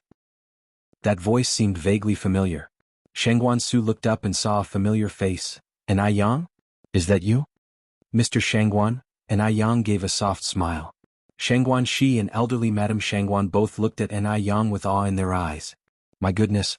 This young lady is too beautiful. Elderly Madame Shangguan felt she was more lovely than changed from the stories. Shangguan's eyes gaze swung from Shangguan Su to An I Yang and back. A faint smile played at the corners of her mouth. There aren't many people who can prompt her brother to initiate a greeting. Shangguan Su asked promptly, is this noodle restaurant yours? Yes. An I Yang nodded. No wonder An I Yang could have savings close to 6 figures in the bank. Shangguan Su then ordered, would like 2 bowls of pickled vegetable noodles and 1 bowl of beef noodles, along with a plate of Kanto stew. The beef noodles and Kanto stew are both new items on the menu. An I Yang nodded, okay. Elderly Madame Shangguan looked at An I Yang, then spoke gently, young lady, I would like my pickled vegetable noodles to be spicy, and the Kanto stew should be on the spicier side as well. This young lady is becoming more lovely the more I look at her, like a blooming flower. Shangguan she immediately protested, Granny, you can't eat anything too spicy. Sister, don't listen to my granny, we will take everything with normal flavors. Elderly Madame Shangguan immediately started to act the drama queen. They won't let me have sweets, now they won't let me eat spicy foods. What's the point of living as an old woman like me? An I Yang smiled and said, chilies are rich in vitamins A, B, C, E, K and also carotene, folic acid and so on. A moderate intake of chili can help the body expel toxins, speed up metabolism, increase sweating, adjust body functions, and can also have a detoxifying effect. Moreover, it can help to extend one's life. Granny, don't worry, I will adjust the level of chili for you according to your health condition. Chapter 347. The lovely Mrs. Shangguan heavily mistreats the family of Qian Zhaodi _. An I Yang's remarks completely astonished the 3 generations at the table. Ordinary people wouldn't know so much about chili peppers. Chili peppers are a very common vegetable in daily life, and people only know that they're spicy and appetizing. Other than doctors and nutritionists, few people are aware of its numerous benefits. If she understands even chili peppers so clearly, just how vast is her knowledge? After witnessing An I Yang's fluent French, Shangguan Su was astounded by her for the second time. She resembled the calm, placid deep sea. You'd never know what treasures lay beneath the surface, each revelation bringing a unique surprise. Young lady, you're impressive. Sparks practically twinkled in the old lady Shangguan's eyes. You outshine my 2 turtle-like grandkids by a mile. I like you. Old Madame Shangguan was a very cute old lady. To her, all people are equal and she didn't look down on individual practitioners nor would she discriminate against anyone because of their occupations. An I Yang smiled gently. You're too kind, ma'am. After settling on the food order, An I Yang went to take orders from the other tables. Old Madame Shangguan looked at Shangguan Su slyly. Xiaoshu, what is the name of this young lady? An I Yang, Shangguan Su explained, An I as a single person, and Yang like smoke rising from warm jade under the sun. Lan Tian jade is a type of pale blue jade with a hint of light green. When sunlight shines upon it, a hazy blue mist arises akin to smoke, creating an ethereal landscape. Shangguan she exclaimed, wow. What a beautiful name. Truly her name matches her. Old Madame Shangguan continued, how many people are in the young lattice family? How old is she this year? Tongue-tied, Shangguan Su retorted, are you the director of the Family Planning Bureau doing a census? Old Madame Shangguan sighed, how can such a pretty girl not be my granddaughter? If she were my granddaughter, I'd go into the temple to burn incense every day. Shangguan Su, Shangguan Shi, is it really okay for you to disdain your own grandchildren like this? Soon, An I Yang brought over 3 bowls of noodles and a portion of Kanto stew. It smells so good. Old Madame Shangguan rubbed her hands together impatiently.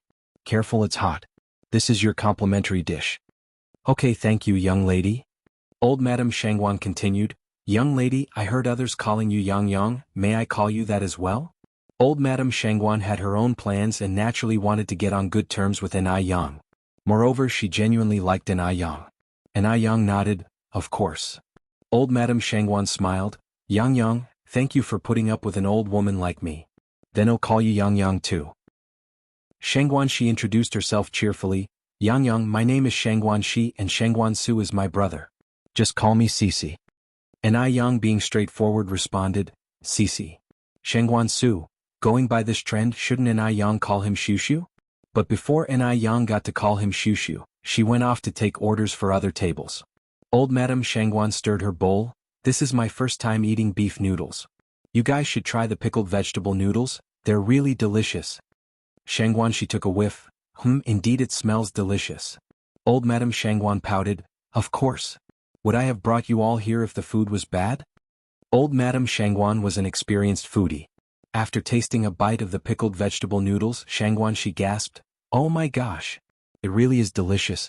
No wonder Grandma sneaks here every day to eat. Feeling guilty, old Madame Shangguan rubbed her nose, I don't sneak here to eat every day. Seeing them react this way, Shangguan Su decided to have a bite too. The taste was truly astonishing. The beef noodles are delicious too. Old Madame Shangguan plucked a pickled vegetable noodle from Shangguan Zai's bowl.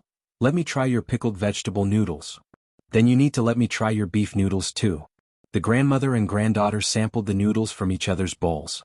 Although all three of them had tasted exotic delicacies, these 3 bowls of noodles still amazed them.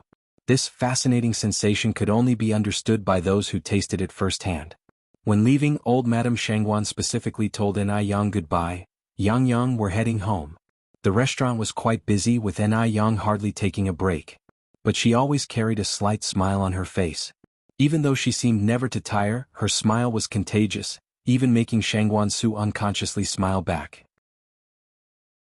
Chapter 348, The Lovely Mrs. Shangguan heavily mistreats the family of Qian Zhaodi_3. Take care, goodbye. Ai Yang saw the trio to the door. Goodbye, Yang Yang. Shangguan Shi waved at Ai Yang. Goodbye. Once out of the noodle restaurant, Shangguan Shi tugged at Shangguan Zu's sleeve. Brother, that girl Yang Yang is quite impressive. She's well-mannered and cultured, just like a young lady of a noble family. The Shangguan matriarch nodded repeatedly. Indeed, she is quite impressive. You need to put in effort, Xiaoxiu. The grandmother also made a cute cheering gesture. Shangguan Su replied, Grandmother, what are you thinking? The matriarch glanced at him. What am I thinking? Of course, him considering my future granddaughter-in-law. Shangguan Su was speechless. Grandmother, you're thinking too much. Perhaps. The matriarch nodded in agreement. There's no way a beautiful girl like Yang Yang would be interested in you. She's not blind. When one gets old, it's easier to let the mind wander. Shangguan Su, I really am your grandson. Indeed, the matriarch proudly replied. If you weren't my grandson, you wouldn't have the privilege of my criticism. Shangguan Su, Shangguan Shi chuckled. Brother, seriously, you have to try harder. Yang Yang is exceptional, she must have a lot of suitors. Shangguan Su replied, we are just friends and I don't have any other intentions. Really? Shangguan Shi arched an eyebrow. Really? Shangguan Su responded earnestly. The Shangguan grandmother sighed, even if you had other intentions, Yang Yang wouldn't be interested in you. If I were Yang Yang, I wouldn't be interested in you either.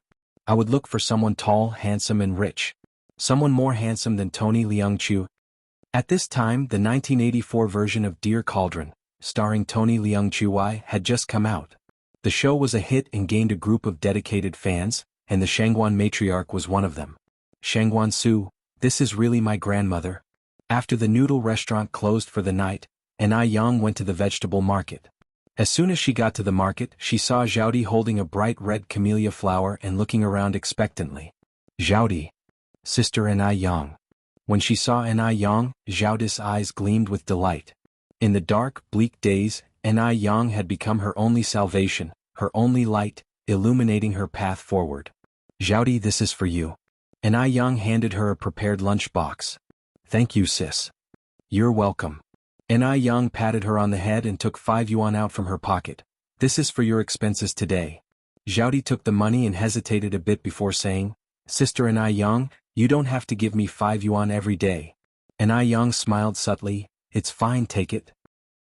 After parting ways with Ni Yang, Zhaodi went back to her secret hideaway, sitting at the entrance of the alley, carefully opening the lunch box, filled with fish slices, noodles, meatballs and vegetables. Zhaodi took a bite of the noodles and narrowed her eyes in content. So delicious. She had never eaten such delicious noodles in her life. After finishing the noodles and hiding the money, Zhaodi headed home, hobbling. When she got home, Chen Xingqian, Zhao Xiaoxi, and Chen Wankai had already had dinner, leaving her a bowl of cold rice soup. Zhaodi gulped down the soup and went back to her room. It was more of a pigsty than a room, with a faint smell of stench still lingering in the air. Zhaodi didn't mind. She reached under the bed and pulled out a peach pit. The pit was small and red, and one side already had a small notch from being rubbed against the ground. Zhaodi took the pit and began rubbing the other side on the ground. If she could smooth the other side, the pit could be shaped like a small vegetable basket. Just then the door was kicked harshly open. Before Zhaodi could react, her hair was roughly grabbed. Chen Xingqian dragged Zhaodi outside. "You little beast. You're getting bold now. Even learned to steal money." "Dad, I did not steal any money." "Dare to argue, do you?" Zhao Xiaoxi approached with a rolling pin, striking Zhaodi's back forcefully. Chen Xingqian also ridiculed Zhaodi with punches and kicks. The couple was ruthless, showing no mercy. "You little slut. How dare you steal my money? Do you want to die? This will teach you to steal. This will teach you." Chapter 349. The lovely Mrs. Shangguan heavily mistreats the family of Chen Zhaodi_4. Chen Zhaodi cried out, "I didn't steal the money, I didn't." But Chen Xingqian and Zhao Xiaoxi didn't give her any chance to explain. In no time they had beaten Chen Zhaodi until she was black and blue. While feasting on a large chicken thigh, Chen Wankai clapped and cheered. "It's her who stole. Beat up this money-wasting brat to death." "So it wasn't you who stole?" Zhao Xiaoxi spoke cruelly. "Then where's my money? Was it stolen by a ghost? You little parasite, I'll beat you to death today." Chen Zhaodi's heart-wrenching cries attracted the neighbors. "What on earth did the child do wrong to deserve such a beating from you? If you keep beating her like this, someone might end up dead." The person speaking was an old woman with white hair. "Grandma Gu." Chen Zhaodi hid behind Grandma Gu in fear. Zhao Xiaoxi stood with her hands on her hips. "You think we want to hit her? This little parasite, she's even learned how to steal money now." "I didn't, Grandma Gu, I didn't." Chen Zhaodi shook her head, her face streaming with tears. "Good child, Grandma believes you." Grandma Gu wiped the tears from Chen Zhaodi's face and continued. "Xingqian Xiaoxi, listen to my advice. You must do good deeds to have good outcomes. If you are unwilling to keep Zhaodi, you can give her to me to raise." "You want to raise her? Give me money," Chen Xingqian said. "How much do you want?" Grandma Gu replied. Chen Xingqian said, "By the standard of 1,000 yuan per year for 12 years, you should give me 12,000 yuan. 12,000? At that time, a farmer's annual income was just over 100. 12,000 was astronomically high. Chen Xingqian was simply asking for an exorbitant amount. Chen Xingqian continued, "If you don't have the money, stay out of my family's business. Even if a life is lost, it's my own family matter, none of your business. You little parasite, come here." He was Chen Zhaodi's father. Even if he killed Chen Zhaodi, no one could do anything to him. Chen Xingqian dragged Chen Zhaodi into the house and shut the door to continue beating her. Desolate howling noises kept coming from inside the house. "Oh, what a sin," Grandma Gu sighed and shook her head. The couple kept beating Zhaodi for a whole 20 minutes, only stopping when she passed out. Chen Wankai walked over and kicked Chen Zhaodi. "Mom, has this money waster died yet?" Just then a large renminbi bill fell out of Chen Wankai's pocket. Chen Wankai's eyes widened in shock. Zhao Xiaoxi picked up the bill, surprised. "Isn't this the 10 yuan I lost? Wankai, how did it end up with you?" As she suspected the money was stolen by Chen Zhaodi, Zhao Xiaoxi put a mark on each bill.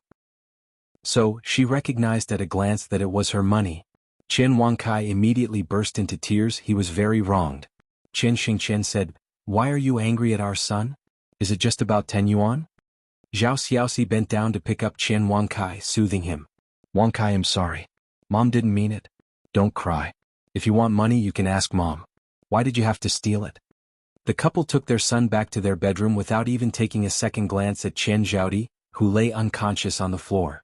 Even though Chen Zhaodi had fainted, she continued to tightly grip the peach pit in her hand. After Ni Yang returned, she began studying the burn ointment. She had observed carefully, although Chen Zhaodi's burns looked terrifying, they were not very severe. Moreover, Qian Zhaodi was still young. As long as she used the medicine in time, she would recover completely. In fact, Anai Yang had started developing the burn ointment the first time she saw Qian Zhaodi. It just lacked a few steps to complete. The next day, Anai Yang found Qian Zhaodi holding a camellia flower at the entrance of the market as usual. But unlike usual, Qian Zhaodi was covered in wounds today. "Zhaodi, what happened to you?" Anai Yang got a shock. "It's nothing." Qian Zhaodi gave a slight smile. "My parents did this." Anai Yang frowned slightly. "Why would they hit you?" "They were too harsh." Qian Zhaodi nonchalantly said, "I'm used to it, sister. You don't need to be surprised." Anai Yang held Qian Zhaodi's hand. "Come with me to my shop. I'll apply ointment for you. Child abuse is a crime. I'll take you to the police." Chapter 350. The lovely Mrs. Shangguan heavily mistreats the family of Qian Zhaodi under Sir 5. "No need," Qian Zhaodi shook her head. "It's not hurting anymore." Calling the police? That would be useless. As long as she lived in this house, she would never be able to escape this fate. The neighbors had tried to help by calling the police before. But after the police detained Qian Xingqian, the abuse she received escalated. Since then, no one dared to help her call the police anymore. "Sister, if you really want to help me, there is something I want to ask of you." Qian Zhaodi lifted her gaze towards Anai Yang, hesitating to continue. Anai Yang said, "Zhaodi, don't be afraid. Just speak openly. As long as it's something I can assist with, it'll definitely help." Qian Zhaodi hesitated for a moment and then said, "Sister, could you lend me some money?" Anai Yang asked, "How much do you need?" "I need to borrow 100 yuan, is that okay?" When she said this, Qian Zhaodi's voice gradually lowered. 100 yuan was not a small sum. Would Anai Yang lend it to her, who was only 12 years old? It seemed unlikely, right? Qian Zhaodi bit her lip. Anai Yang reached into her pocket and said, "I have 235 yuan left here. You can take it all." Before going to the vegetable market, Anai Yang had put away all the day's profit, leaving just 261 yuan for spending. She had just spent 26 yuan on groceries, so she had 235 yuan left. Although she didn't know what Qian Zhaodi needed the money for, she knew that Qian Zhaodi must desperately need this money, otherwise she would not have asked for it. Moreover, Qian Zhaodi and Anai Yang shared the same fate. Seeing Qian Zhaodi reminded Anai Yang of her own past, she couldn't bear to reject her. Qian Zhaodi clutched the 230 yuan tightly in her hand, swallowing hard before saying, "Sister, thank you." Anai Yang then handed over the bag of noodles to Qian Zhaodi. "Zhaodi, here are some noodles. There's also a tube of burn ointment in the bag. Apply it on your scars before you sleep every night, it's good for your burns." "Thank you, sister." Qian Zhaodi's eyes reddened instantly. She wanted to hug Anai Yang, but her clothes were dirty and tattered, and she was afraid of dirtying Anai Yang's clothes. As if reading Qian Zhaodi's mind, Anai Yang reached out to hug her. "You're welcome, Zhaodi. If you ever run into any trouble, just tell me directly."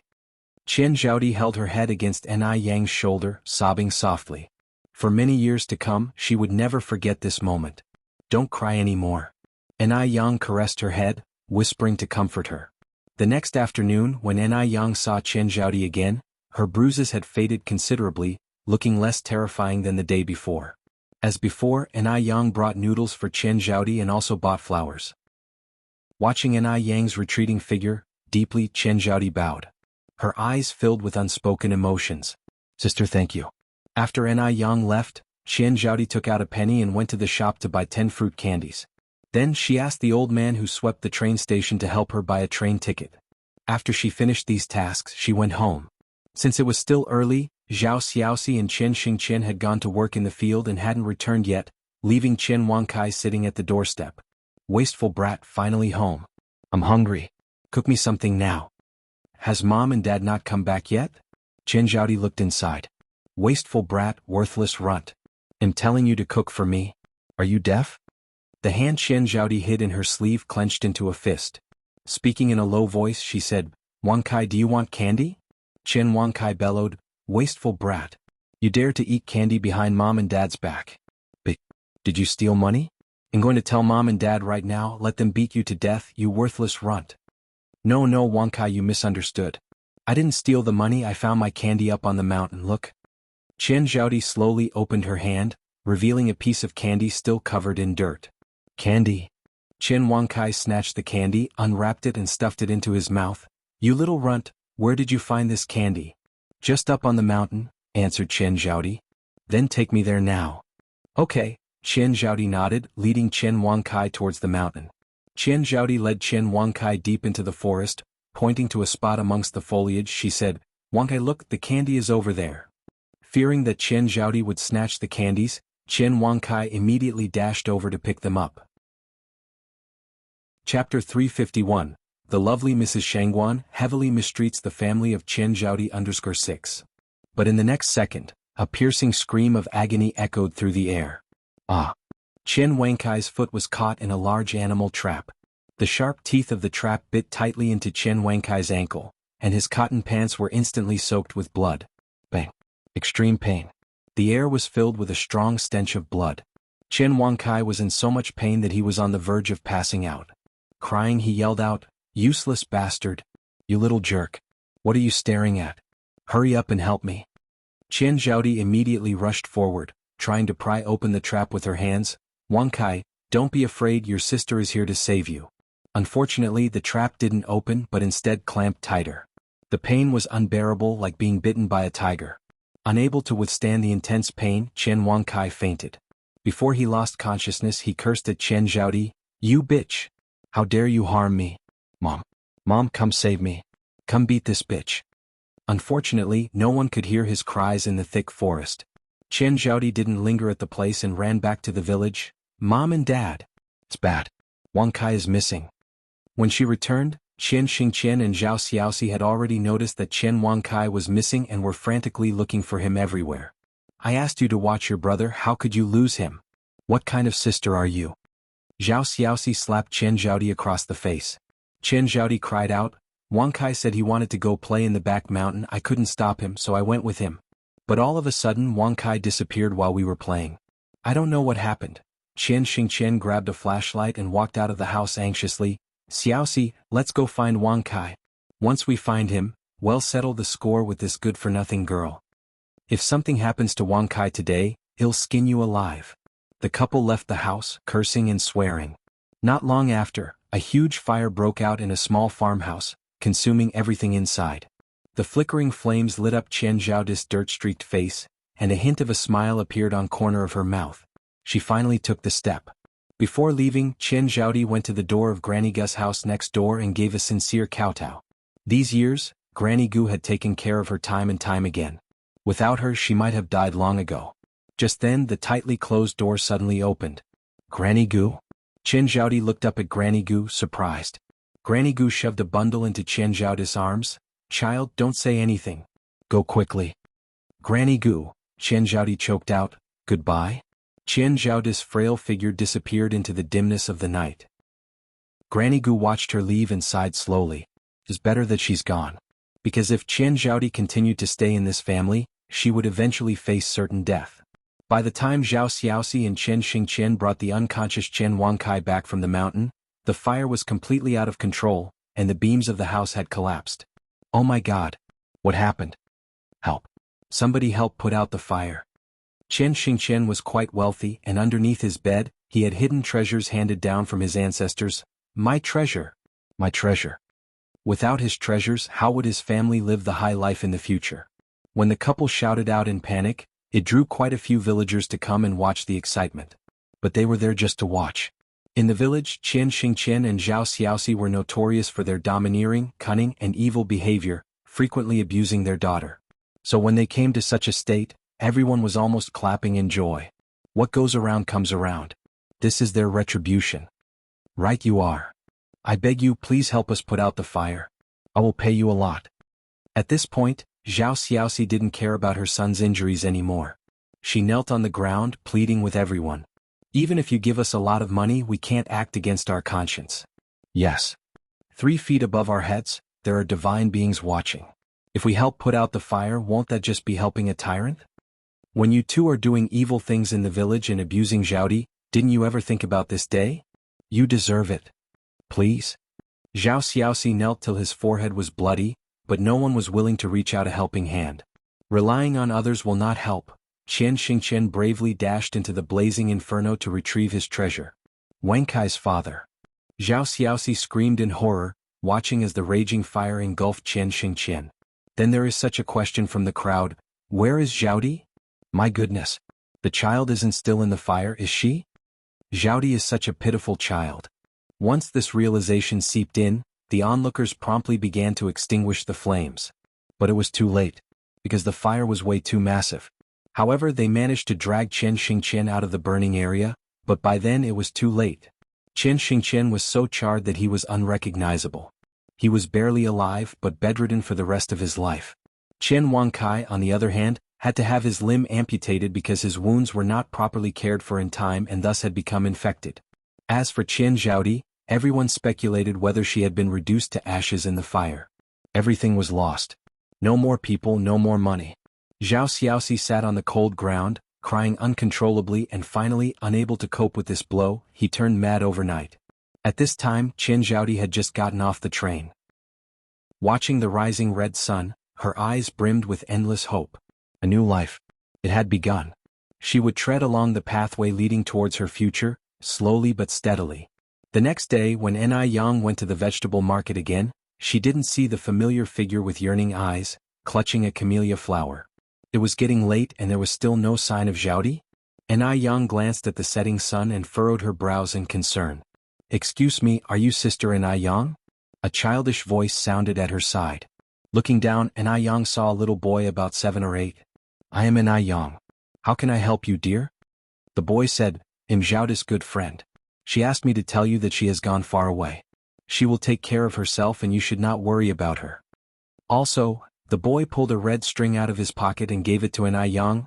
She asked me to give this to you. Before Ni Yang could ask anything else, the young boy scurried off.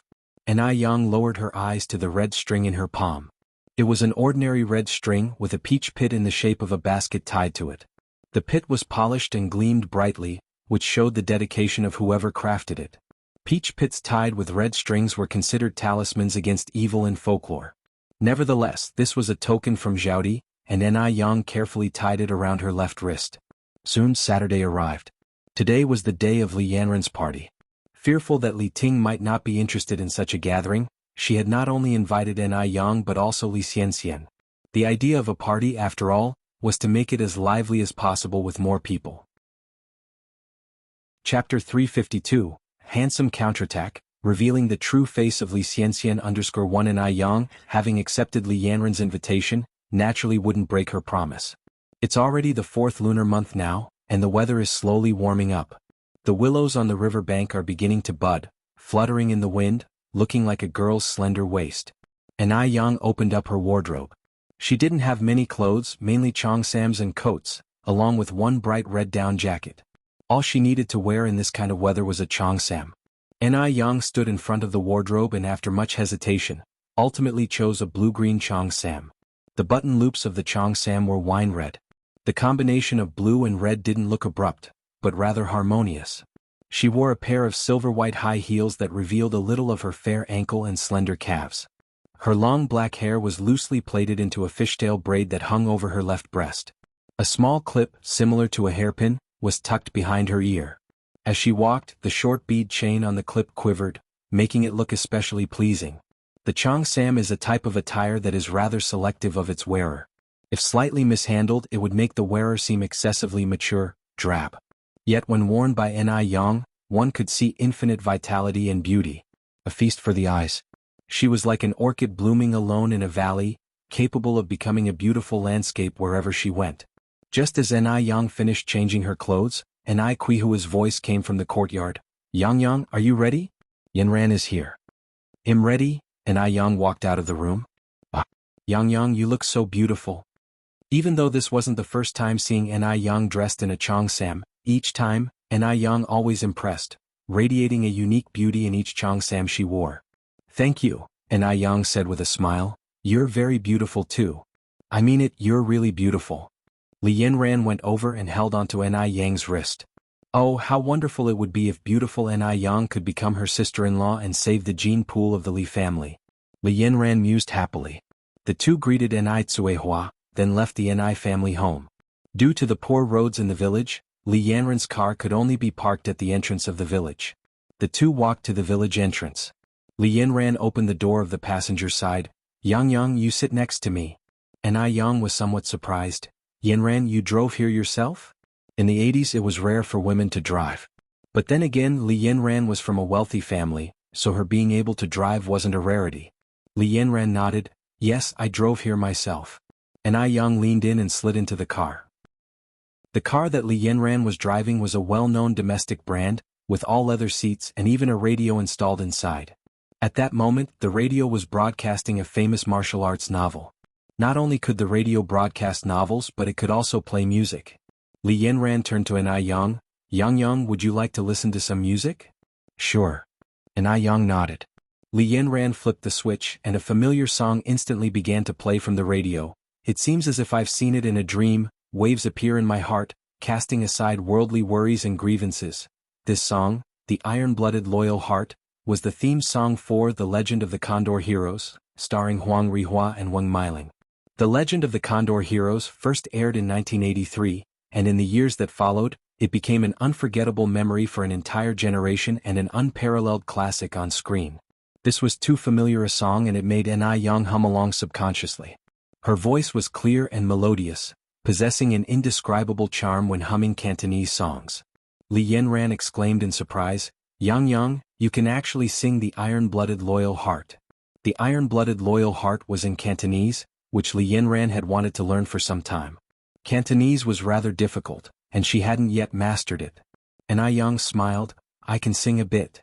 Li Yanran said enviously, Yang, you're too amazing. An Yang replied, if you want to learn it, I can share a little trick with you. Yes, tell me. An Yang went on, initially you don't need to focus on nailing every single word and sound.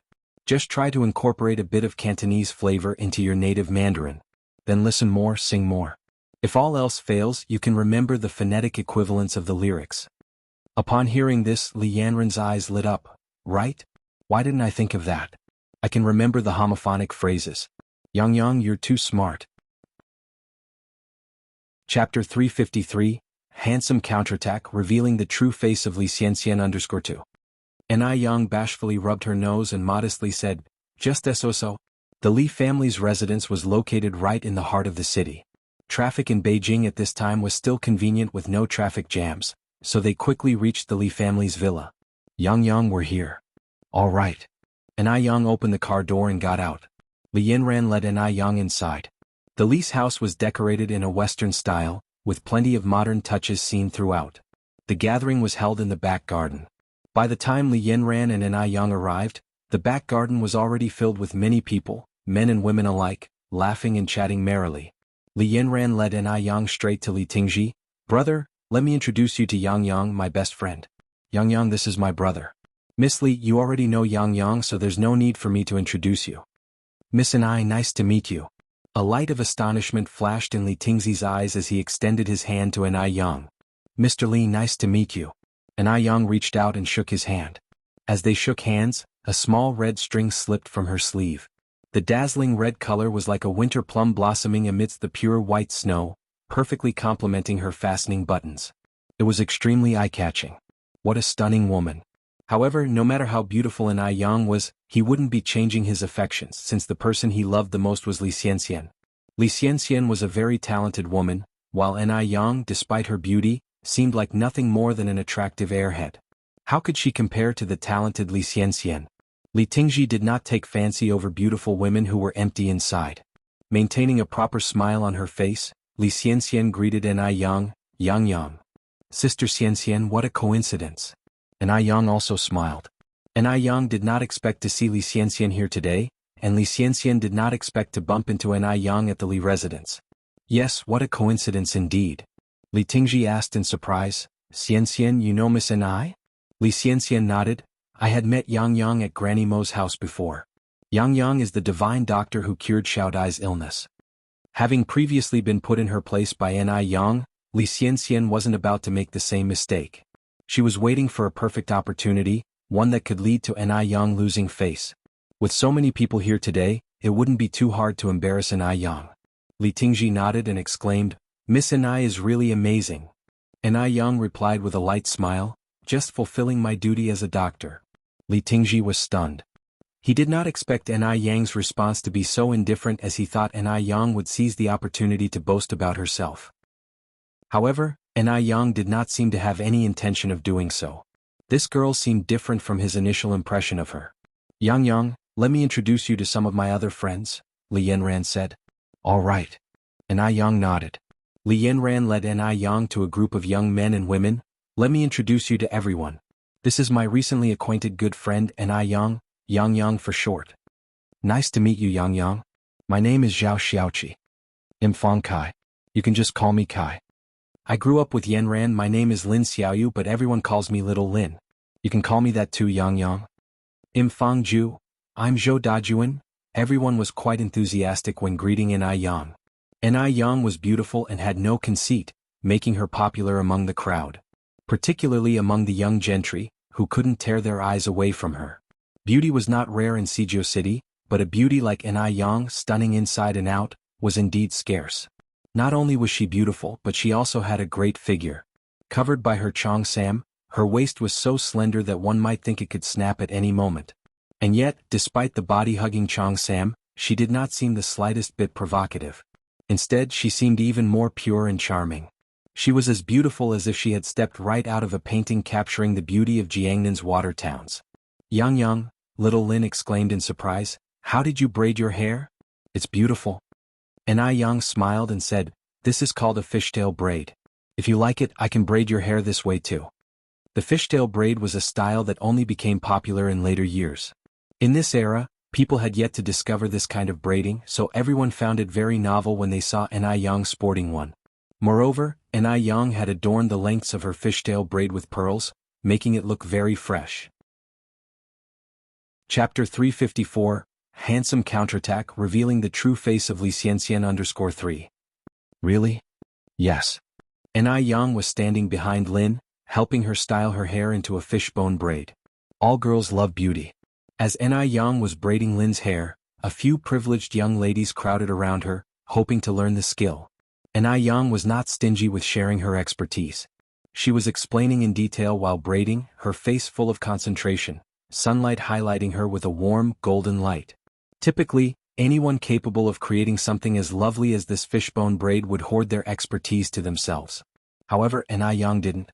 She explained earnestly and everyone quickly picked up the method from her. She was more than glad to share beautiful things with others. So, all of them grew to like Yang even more after this episode. After the fishbone braiding lesson, the girls began a discussion about Yang's perfect skin. Yang, your skin is flawless. What skincare products do you use? I use Ice Silk Skin. Yang even dropped a little advertisement for the product. Ice Silk Skin? I think I've heard of that product. I also use Ice Silk Skin. Their products are genuinely good. It's just that their anti-wrinkle cream and whitening cream sell out pretty fast, so it's an advantage if you order them in advance. You don't just need to order in advance, you must do it a few months ahead. I'm currently using their aloe vera range. It's rather great, even better than the foreign imports. I've been trying to pre-order for quite some time now. Is Ice Silk Skin really that good? Definitely. Then I'll also buy a set and try it. Just the name Ice Silk Skin sounds pretty high-end. There was a faint shimmer in Yang's eyes. It seemed like Ice Silk Skin had successfully made its mark within the glamorous circles. It was perhaps time to introduce a membership system. Membership marketing is precision marketing fueled by designing detailed business plans. You refine every aspect of your work to perfection in order to meet higher targets, leading to constant growth in business benefits and expansion.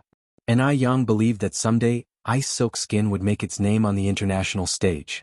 Li Xianxian watched everything unfold, a flash of dark light flickering in her eyes. Before Yang arrived, she was the most popular person in the circle. But now, her radiant glory had been completely overshadowed by Yang. What a cunning little minx. Since it was a social gathering, there were various entertainment facilities set up in the garden. Li Xianxian's gaze fell on the dartboard nearby. At this time, dart games had only just become fashionable among the elite. There were not many who were actually skilled at it, but Li Xianxian just happened to have practiced it before. Li Xianxian walked up to the dartboard, picked up a dart, and standing about 20 meters away, elegantly flung the dart. Snap. The dart hit right on the 8th ring. Given that the 10th ring is the best score, an 8 is an impressive achievement. Moreover, Li Xianxian is a girl, whereas darts is usually seen as a more masculine game. Wow. Xianxian, that's amazing. Xianxian, you're good. A heroine amongst women. Li Ting looked at Li Xianxian, admiration burning in his eyes. Li Xianxian was truly amazing not only in possessing a wealth of knowledge, but she also played darts so well. Li Xianxian modestly said, "It's just a little trick, it's nothing big. Speaking of darts, Yang Yang is definitely much better than me. After all, she's a talented and versatile woman." Anai Yang raised an eyebrow slightly. "Sister Xianxian, you overestimate me. How can a country bumpkin like me know how to play such a game?" "Exactly. How could a country bumpkin like Anai Yang know how to play it?" Amusement sparkled in Li Xianxian's eyes as she said with a smile, "You're just too modest, Yang Yang." Gui, who was close to Li Xianxian, approached the two of them saying gently, "Xianxian, you and Yang Yang stop being so humble. Why not have a competition between you two? Then we can see who is better." Birds of a feather flocked together. Gui, just like Li Xianxian, was filled with envious hatred towards anyone more attractive than her. "Would I have the honor of competing with you, Yang Yang?" Li Xianxian looked up at Anai Yang. Together the two of them pushed Anai Yang into the spotlight. If she refused now, it would certainly leave a poor impression. The pair obviously wanted to make her look foolish. Anai Yang gave a light smile. "Since Sister Xianxian has cordially invited me, it would be impolite to decline. Sister Xianxian, after you." Li Xianxian nodded and picked up a dart. Chapter 355. Handsome counterattack revealing the true face of Li Xianxian _4. "Wait a minute." Gui reached out to stop Li Xianxian. Li Xianxian turned her eyes to Gui. "What is it, E?" Gui continued, "Since it's a competition, we should set up the rules and stakes for the game. Otherwise it wouldn't be fun." "Stakes?" Li Xianxian curiously asked. "What do you think the stakes should be, E?" Gui replied with a laugh. "The bigger the stakes, the more fun it'll be. I just don't know if Miss Anai is brave enough to play." As she said this, Gui turned her gaze towards Anai Yang, with undisguised provocation in her eyes. Anai Yang looked unperturbed. "Miss Gu, just say what you want. As long as Sister Xianxian agrees, I have no objections." Li Xianxian said, "Go ahead, E. I'm willing to follow the rules of the game." Gui carried on, "How about the loser performs a striptease to liven up the atmosphere?" "Striptease?" With so many people present, performing a striptease would make it impossible to hold one's head high again. Such a dare was like grinding the opponent's dignity on the floor. "Interesting." Anai Yang's lips slightly curved up. "Gui," Li Yanran said with a slight frown, stepping forward, "It's just a darts game. Do we really need such outrageous stakes?" Li Yanran was a little worried for Anai Yang. After all, not many people know how to play darts at this time and Li Xianxian is a master. She didn't want Anai Yang to be at a disadvantage. Gui laughed and said, "Yanran, Anai Yang and Xianxian, the people involved aren't saying much." This sentence indirectly told Li Yanran to mind her own business. Just as Li Yanran was about to retort, she was gently pulled by Anai Yang, who signaled her not to worry. Seeing her like this, Li Yanran silently heaved a sigh of relief. Gui continued, "The stakes are clear, let me declare the rules now. Miss Anai and Xianxian, you each get 3 darts. The person with the highest score wins." Li Xianxian smiled at Anai Yang and said softly, "Since you have no objections, Yang Yang, to the stakes and rules, he'll start first." "All right." Anai Yang nodded. Li Xianxian picked up a dart and threw it swiftly. The black dart hit directly into the 9th ring. Moreover, the dart stuck between the boundary lines of the 9th and 10th rings, almost into the 10th ring. Without waiting for the crowd to react, Li Xianxian picked up the 2nd dart. This time the dart astonishingly hit the 10th ring. The 10th ring. The highest score on the dartboard. Even the men at the scene who had practiced darts probably couldn't hit the 10th ring. Li Xianxian looked at the surprised eyes of the crowd, and an imperceptible proud look flashed in her eyes as she picked up the 3rd dart. This one also hit the 10th ring. In total it was 29 points. That was incredible. There was a burst of applause from the crowd. Even some professional players probably couldn't achieve 29 points. No one expected Li Xianxian to have such skills. "I'm sorry if I've made a fool of myself," Li Xianxian modestly responded. "Xianxian, I really admire you." Gui approached Li Xianxian. "Did you underperform with your first dart?" Li Xianxian nodded. "I haven't played for a long time, my hand's a bit rusty." Someone at the side exclaimed, "A rusty throw got the 9th ring, Xianxian, you're the first girl who's made me entirely admire." Li Xianxian smiled and said, "It's just a little trick, you're too kind, Zhou." If her rusty throw got the 9th ring, how many rings could Anai Yang get if she gives it her all? At this moment, the more Li Xianxian downplays her skills, the more it underscores Anai Yang's incompetence. Striptease, huh? The very thought of it felt exhilarating. Miss Ni, what kind of striptease do you plan to present to everyone? Gui looked at Ni Yang rhetorically. Ni Yang kept a calm face. The game has not been decided yet. What are you so worried about, Miss Gu? I'm not worried, Gui responded with a ridiculing look, as long as Miss Ni doesn't play dirty when the time comes and accept her loss. Ni Yang flashed a charming smile. Honesty is the way of heaven, a gentleman keeps his word. She spoke with such dignity, even Li Ting looked at Ni Yang at this moment. It seems that Ni Yang is not the incompetent beauty as he imagined, she has some cultural foundation, just not as talented as Li Xianxian. Gui laughed and said, I feel reassured with Miss N's words. Whoever goes back on their word after the game is a contemptible person who loses face. Chapter 356, Handsome Counterattack Revealing the True Face of Li Xianxian 5. Naturally. Ni Yang nodded. No one present thought Ni Yang would win. After all, Li Xianxian scored 29 points. Unless Ni Yang could score 30 points. Although Ni Yang was beautiful, beauty didn't equate to skill. Could she score 30 points? Ni Yang casually picked up 3 darts, half-closed her eyes, aimed at the bullseye, lightly flicked her left hand, and all 3 darts flew out. Her actions were clean and sharp, without a hint of messiness. All 3 of them. She actually threw all 3 at once? Could all 3 hit the dartboard at once? Does she even know how to play darts? Ni Yang was about to embarrass herself, she would become the laughingstock of the venue. A triumphant glimmer flashed momentarily across Li Xianxian's eyes. But the next second, something unbelievable happened. All 3 darts hit the 10-ring score. And they hit the bullseye. All 3 darts were tightly clustered together. This was beyond impressive. Scary. It's really too scary. Li Xianxian's face turned deathly pale. What? How could this be possible? How could Ni Yang, a simple country girl, have such talent? Xianxian, Li Yanran gloated, what kind of sultry dance are you preparing to perform for us? A sultry dance? How could she dance that kind of dance? Gui stood up and said, this round doesn't count. No one could hit the bullseye with all 3 darts at once. This must be a coincidence. Li Yanran retorted, Gui, your reasoning seems a bit far-fetched, don't you think? You say it's a coincidence, then why don't you go ahead and show us a coincidence of your own? If you can't stand to lose, then don't play. Gui retorted, if it's not a coincidence, then Miss Ni, please demonstrate for us again. She refused to believe that Ni Yang could be so lucky a second time. Upon hearing this, everyone around nodded in agreement. Hitting the bullseye with 3 darts at once, it truly was a bit unbelievable and could indeed be mere coincidence. Gui, you're just stirring up trouble. Li Yanran was furious. A sense of relief washed over Li Xianxian's face. It was just a coincidence, she didn't need to panic, in the end the loser would still be Ni Yang. Ni Yang gave a light smile, reached out to pick up 3 darts. Then please watch closely, Miss Gu. Since everyone thought it was a coincidence, she would prove herself with her skills. With those words, she raised her hand. Swish, swish, swish. All 3 darts hit the bullseye again. Everyone fell completely silent. The area was absolutely quiet, nobody said a word. Ni Yang continued, if Miss Gu still thinks it's a coincidence, then how about this? After she spoke, Ni Yang threw another 3 darts. And this time she threw them with her back facing the dartboard. Her pose was scarily cool. What was even scarier was that all 3 darts still hit the bullseye.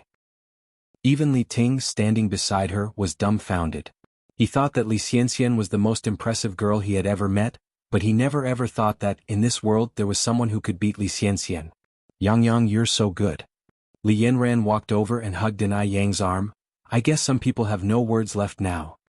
How is this possible? Gui exclaimed in disbelief. Did you cheat? How could you cheat at darts? There were so many people watching, Gui's accusation was absurd. Ni Yang smiled faintly, the corners of her mouth lifted slightly. Only a dog would go back on its word, so. Miss Gu, don't be a dog. Her tone was gentle but resolute, effectively reprimanding both Gui and Li Xianxian without a single swear word. Xianxian, it's time for you to keep your end of the bet. Li Yanran turned to look at Li Xianxian. Li Xianxian's face was ghostly pale. What was she supposed to do? How could she dance in such a humiliating way? If she danced, she would completely lose face. Tingji, Li Xianxian looked up at Li Ting, her eyes full of mist. Anyone who saw her in such a pitiful state would instantly feel sympathetic. Seeing her like that, Li Ting felt as if his heart was being squeezed. He could barely breathe from heartache. Although Li Xianxian had lost, she wasn't the one at fault. The one in the wrong was Gui. Gui should never have suggested such an outrageous bet. Xianxian, don't worry. Li Ting whispered comforting words to Li Xianxian, then he turned to Li Yanran. Yanran, you're not young anymore. How could you join in the foolish clamor? Chapter 357, Handsome Counterattack revealing the true face of Li Xianxian 6. Li Yanran said, I'm not stirring up trouble for no reason.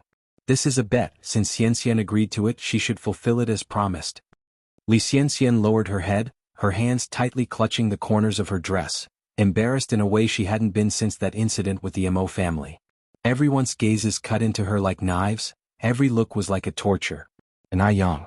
That horrible Yang was to blame for all of this. It looks like this malicious woman couldn't be allowed to stay. As long as this woman was around, she couldn't get her head up high. Yanran, enough of your antics. Li Tingzi's voice suddenly turned stern. And Yang laughed and spoke. Yanran, in this world just as there are gentlemen, naturally there are also villains. We should be broad-minded and not bicker with untrustworthy people, right? If someone wants to commit such lowly behavior, and Yang would allow it. Whether she dances or not, Li Xianxian would lose face today either way. Hearing this, Li Yanran laughed lightly. Yang, you're right, why do we bother with petty people? Li Xianxian bit her lip, raised her head to look at Li Tingji and said with a pale face, Tingji, I'm feeling a bit unwell, I'm going home early. Li Tingji said in a worried tone, I'll send you home. No need, I want to be alone for a while. After saying this, Li Xianxian turned around and left directly. Li Tingji walked up to Li Yanran and said angrily, Yanran, do you realize that you went too far just now? Xianxian is our guest, look at what you've reduced her to. Since Yang was a guest, Li Tingji couldn't directly point fingers at her, so he indirectly criticized his own younger sister instead. How have I gone too far? I was just abiding by the bet. Li Yanran said, brother. The one who's being unreasonable is you. You know that Li Xianxian is a guest, but Yang is also a guest who I invited. Li Tingji choked up, anyway you're not allowed to treat Xianxian like this in the future. Li Yanran got tired of dealing with her confused elder brother and pulling Yang aside she walked away. Yang, let's go over here. The two sat in front of a small flower bed, where Li Yanran began to tell Yang about the past between Li Xianxian and Li Tingji. My brother is a man who values substance. The reason he is so protective of Li Xianxian is because of her talent. Although Li Xianxian's character is questionable, she is indeed talented. I remember she wrote a poem called Mountain Moon that was particularly good. Mountain Moon? Yang raised an eyebrow slightly. Yanran, do you remember the content? Li Yanran thought for a moment, then said, I once came by moonlight solely because you were in the mountains. Yang continued, the mountain breeze brushes against my hair, my neck and my bare shoulders. The moonlight dresses me in radiant garments, the moonlight dresses me in radiant garments. Just as Li Tingji happened to be passing by, he was surprised. Miss you also appreciate Xiangxian's poetry? Li Yanran looked at Yang in shock as well. Yang laughed and said, Li Xiangxian's poem? When did this poem become Li Xiangxian's? If I remember correctly, this is clearly Shi Murong's poem. In Yang's previous life, she clearly remembered Shi Murong's existence, and that Shi Murong had been famous all over China in 81, but in this life, there was no news about Shi Murong at all. It is unclear whether this is due to the butterfly effect brought about by reincarnation. However, it was disgusting that Li Xianxian blatantly claimed others' work for her own. Nonsense. Li Tingzi's face changed. Miss even if you have an issue with Xianxian, there's no need for you to insult her like this. Do you know how important her reputation is to a girl? Yang looked indifferent and continued, Li Xianxian told you that she wrote Mountain Moon, but did she also tell you that Mountain Moon was selected from a poetry collection named 7 Mile Scent, which not only contains Mountain Moon but many other famous poems? And Mountain Moon does not end at the moonlight dresses me in radiant garments, there's another part following it. The reason Li Xianxian didn't write the following part was likely because she only read the first half of Mountain Moon. Always ready to fan the flames, Li Yanran asked, Yang, what's the latter part about? Yang continued, new greenery appears in the forest just like my youthful appearance. Youth is transparent like strong liquor, drinkable, able to be drained, able to part ways, but eventually how many things we two have exchanged as the stars shifted. Li Tingzi's face grew increasingly dark, for he had never heard Li Xianxian recite this last part. Could Li Xianxian actually have plagiarized? Li Yanran shook her head. Tut tut, Li Xianxian is such a hypocrite. Does such a thing. Shameless. Li Tingji couldn't accept this blow and subconsciously defended Li Xianxian. There must be some misunderstanding. Mr. Li is a smart man. Whether there is a misunderstanding or not, you should be clear in your heart. And I Yang added it was better to leave things unsaid here, otherwise it could backfire. Li Tingji stumbled away from the back garden. After Li Xianxian left the Li family, she headed to a public phone booth. Mother. The coldness in Li Xianxian's voice coming through the phone gave Li Shu a shudder. She dashed Xianxian, what happened? Li Shu stuttered in fear. Ever since Ni Yang left Dam Village, Li Shu had been unable to eat or sleep properly, afraid that Li Xianxian would discover the truth. Did Mu Yang leave Dam Village? No, Li Shu wiped the cold sweat off her forehead. How long are you going to keep lying to me? What did I tell you? Why did you let her leave Dam Village? Li Shu hastily explained, Xianxian, listen to me. It's not what you think. I really tried my best, but you need to understand that it's difficult to go against the will of others. Li Shu recounted the events that had happened in Dam Village to Li Xianxian. After hearing the events, Li Xianxian narrowed her eyes. She is quite capable. She even managed to enlist the help of a city official. Li Xianxian continued, Mother, do you want to live a good life in the city? Xianxian. Li Shu exclaimed joyfully, are you finally going to bring me to the city to live a good life? Mother, now you have more than just one daughter. Li Shu furrowed her eyebrows. Xianxian, what are you talking about?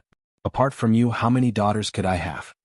Li Xianxian said, didn't you already marry Mu Jinbao? Then Mu Yang is also your half-daughter. As your daughter, she should fulfill her obligation of supporting her parents and elders. Mother, Mu Yang is now doing well in the city. She has opened 4 noodle restaurants and has become quite wealthy. Wealthy? Li Shu's eyes lit up immediately. She didn't expect that little wretch Mu Yang to now have such ability. It seems that she was going to live the life of a rich wife in the future. The thought of this brought Li Shu much excitement. Li Xianxian continued, Mother, you don't need me to teach you what to do, right? No, Li Shu laughed. Xianxian, rest assured, this time I promise not to disappoint you. Chapter 358, Find Sun Shiwu, pay back tooth for tooth, take it all as it is. _1 Li Xianxian gave a few more instructions, then said, Mum, you guys should set off as soon as possible. It's better to do this sooner rather than later. Once you get to Beijing, I'll arrange for someone to meet you. Okay. Li Shu hesitated for a moment, then asked, Xianxian, can I see you this time? Ever since the incident 3 years ago, the mother and daughter hadn't seen each other in person. Their only contact over the years had been through phone calls and telegrams. For anything important, Li Xianxian would notify Li Shu over the phone. And Li Xianxian never used a landline. Li Xianxian frowned slightly, her stance firm as she said, No. But, I miss you a lot. Mum, do you want to kill me? Li Xianxian retorted. Of course not. Xianxian, why are you talking nonsense? Li Xianxian continued, since you don't want to kill me, don't ever mention this again. Li Shu sighed, Xianxian, we can't never meet for the rest of our lives, can we? Li Xianxian replied, when it's time to meet, we'll meet. Mum, your most important task now is to get to Beijing as soon as possible. Alright, I understand. You take care of yourself in Beijing. After hanging up the phone, Li Shu returned to the Mu family. The Mu family house was the same as before, 3 very low mud huts. The 2 weather-beaten gates were filled with a sense of vicissitudes, as if they could be broken by a gust of wind. The thought of leaving this rundown place and living the good life in the city filled Li Shu with elation. Old Lady Mu was in the courtyard, doting on her grandson. My precious little darling. Would you give Grandma a smile? The nearly 7-month-old baby was chubby, with bubbles of snot on his face. His neck and wrists were piled with fat folds, but his eyes lacked the brightness that a child his age should have, appearing hollow and listless. But nobody in the Mu family noticed this abnormality, treating him as their apple of their eye. After all, he was the Mu family's only grandson. Mum, I have great news. Li Shu entered the courtyard from outside. What's the big news? Old Lady Mu looked up at Li Shu. Mum, Li Shu continued, our Yang is doing exceptionally well now. Old Lady Mu snorted coldly. What great achievements could that ungrateful wretch possibly have? She was just a burden. Not even worth half of her golden grandson. Li Shu laughed and said, I heard from my relatives in the city that Yang is now running 4 shops there, and business is booming. She's now a 10,000 yuan household. Isn't that great news? 10,000 yuan household.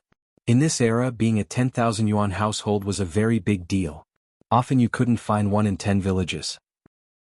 Upon hearing this, old lady Mu asked in surprise, "That wretch is really a 10,000 yuan household now?" "Indeed," responded Li Shu, "my relative saw it with his own eyes." "Are you telling me he would lie to me?" "Mum, our Mu family has finally produced a capable person. It's just a shame that Cuehua has already divorced Jinbao. Otherwise, you and Jinbao could have enjoyed her success too." At the end of her words, Li Shu sighed deeply. Old lady Mu squinted her eyes. "Divorced? Even if she's divorced, she's still part of our Mu family. Where is that wretched girl now?" "Yang is in Beijing now," Li Shu answered. Old lady Mu then said, "Shu, go pack your things. We're going to Beijing tonight." Now that Yang is a 10,000 yuan household, of course they have to go to Beijing immediately. After all, Yang's money is the Mu family's money. If they don't go quickly, what if Cuehua hooks up with some rogue and gives all the money to him? The Mu family's money should be under her control. It can't be stolen by some rogue. "Mum," Li Shu hesitated, then said, "There's something else I'd like to tell you, but you'll need to prepare yourself." "Tell me." Li Shu continued, "My relative told me that Yang has changed her surname. She now uses her mother's surname and I. Do you think she'll still recognize us if we go to Beijing now?" "A name change? How dare that wretch change her surname?" Old lady Mu angrily stood up, her eyes glaring. "That ungrateful little wretch has really gone too far. She was born a Mu, and even in death shall be a Mu. Just wait. When I get to Beijing, I'll make her change her surname back. I'm her grandmother, you're her mother. Yaozong is her blood brother, she doesn't get to decide whether to acknowledge us or not." Chapter 359. Find Sun Shiwu, an eye for an eye, take it all as listed. _2. Yang is nothing but part of the Mu family. What right does she have to deny us? As for this, the old Madame Mu didn't worry at all. Li Shu pretended to sigh, "But I am still a little worried." Mrs. Mu followed with, "Don't worry. I am her grandmother, she is not obliged to disobey me." Li Shu nodded, "Then I'll go pack now." Go ahead. I will go to call Jinbao back." Mu Jinbao was working in the fields. When he heard about this, he was overjoyed. He was so excited that he didn't even know his last name anymore. He had never dreamed that he could become a man of tens of thousands in his lifetime. Didn't expect this little wretch to be so capable. Old Madame Mu huffed, "What skill does a loss-making wench have? It's all because our old Mu family's ancestral grave is well located and can emit green smoke. Otherwise, the loss-making girl probably would have starved to death outside. Now, she doesn't know how to be thankful, and she even dared to change her surname. This time, I must give her a good lesson.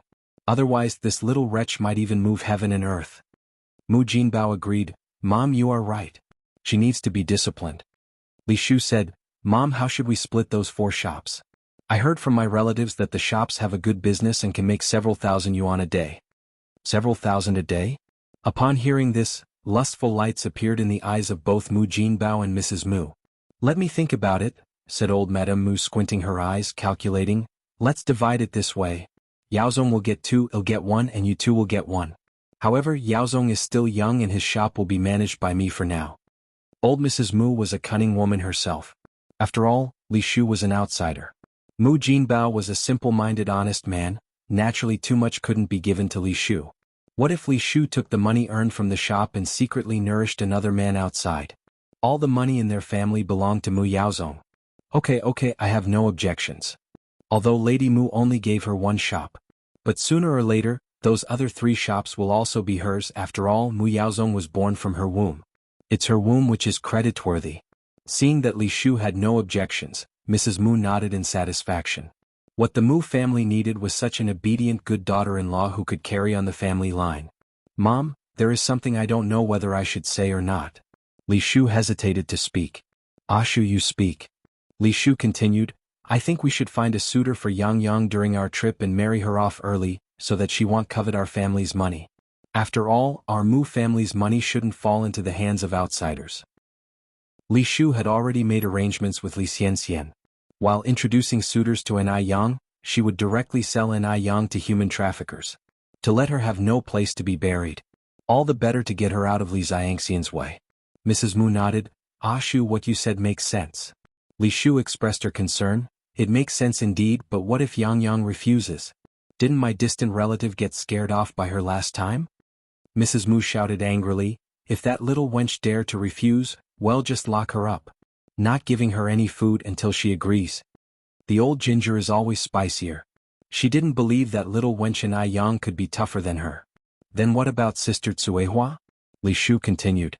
And Tsuehua? Mrs. Mu said with a disgusted face. She is just a Shu that nobody wants. She doesn't deserve to live in our Mu family.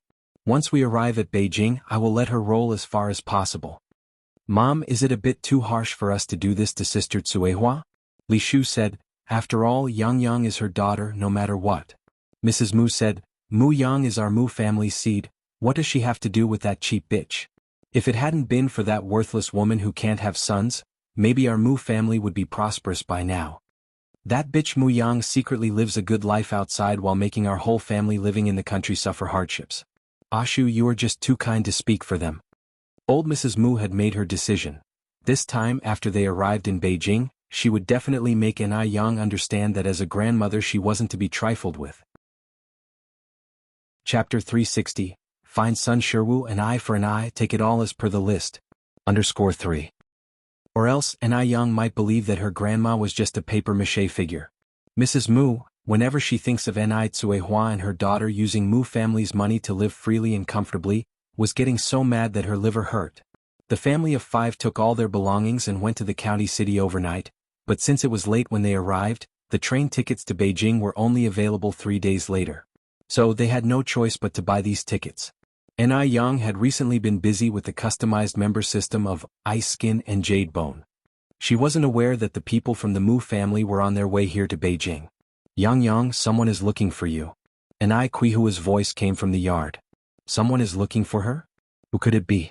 Yang put down her pen and walked toward the yard. Mr. Xiaozhou? Seeing the man that came, Yang was slightly surprised. Miss Anai. Being a detective, Xiaozhou wouldn't visit her for no reason. Yang chuckled and said, Mr. Xiaozhou, let me introduce you. This is my mom. Mom, this is my friend Mr. Xiaozhou. To Xiaoza's surprise, Yang took the initiative to introduce him to her mom as her friend. Indeed, a great fortune in life is becoming friends with a beauty like Yang. Xiaozhou cordially greeted, Good to see you, Auntie. You can just call me Xiaozhou. Tsuehua nodded, Nice to meet you, Xiaozhou. Yang lead Xiaozhou to take a seat inside. Okay. Mr. Xiaozhou, this way. Xiaozhou followed Yang to the living room. Take a seat, Mr. Xiaozhou. I'll make some tea. Xiaozhou somewhat embarrassedly replied, Miss you don't have to be so polite. I only need to say a few words and then I'll leave.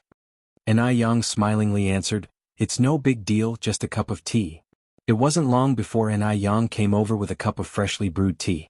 Xiaozhou took a sip of the tea, originally thinking it was just an ordinary cup of green tea. Unexpectedly, it was surprisingly good. This tea was incredibly aromatic. Miss where did you buy this tea?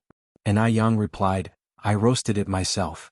Miss you are truly remarkable. Xiaozhou put down his teacup, then added, By the way, Miss the reason for my visit is to discuss something with you. Although it was not a significant matter, Xiaozhou believed it would indeed be of considerable importance to Yang. Please go ahead, Mr. Xiaozhou. Xiaozhou continued, Li Shu Mu family's Bao and their old lady are coming to Beijing. They will take a train tomorrow and will probably arrive in Beijing in 3 days. Since Yang had previously asked Xiaozhou to look into Li Shu's past, Xiaozhou had been keeping a close watch on Li Shu's movements. Actually, Xiaozhou was returning a favor to Yang. After all, Yang had done him a great favor last time. Yang's eyes slightly narrowed. She didn't expect that the Mu family would take the initiative to come to her doorstep. Without a doubt, this had Li Xiangxian's handprint all over it. What are you going to do now, Miss Yang replied calmly with a faint smile, Of course I will accept everything as is. Unknowingly, Xiaozhou seemed to see a touch of coldness from her smile. She didn't act like an 18-year-old girl at all, but rather like a seasoned woman who had seen it all. Even Xiaozhou, a well-experienced detective, couldn't help but admire her. Yang continued, Mr. Xiaozhou, this information is incredibly crucial to me. Thank you so much. Xiaozhou replied, Miss as you also said, we are friends. Friends should help each other out. If there's anything I can help you with in the future, feel free to tell me. Okay. Yang nodded, then added, My friends all call me Yang. You can call me that too, Mr. Xiaozhou. Yang was very willing to make friends with the detective, which was one of the reasons she offered to help Xiaozhou cure his insomnia. Xiaozhou chuckled and said, Yang, then you can just call me Xiaozhou. There's no reason for friends to call each other Mr. or Mississippi. And Yang agreed without any pretense. Okay, Xiaozhou. Xiaozhou continued, Yang, now that everything has been clarified, I should go back. There's still work to do at the bureau. And Yang stood up and said, Wait a moment, Xiaozhou. Xiaozhou halted, puzzled.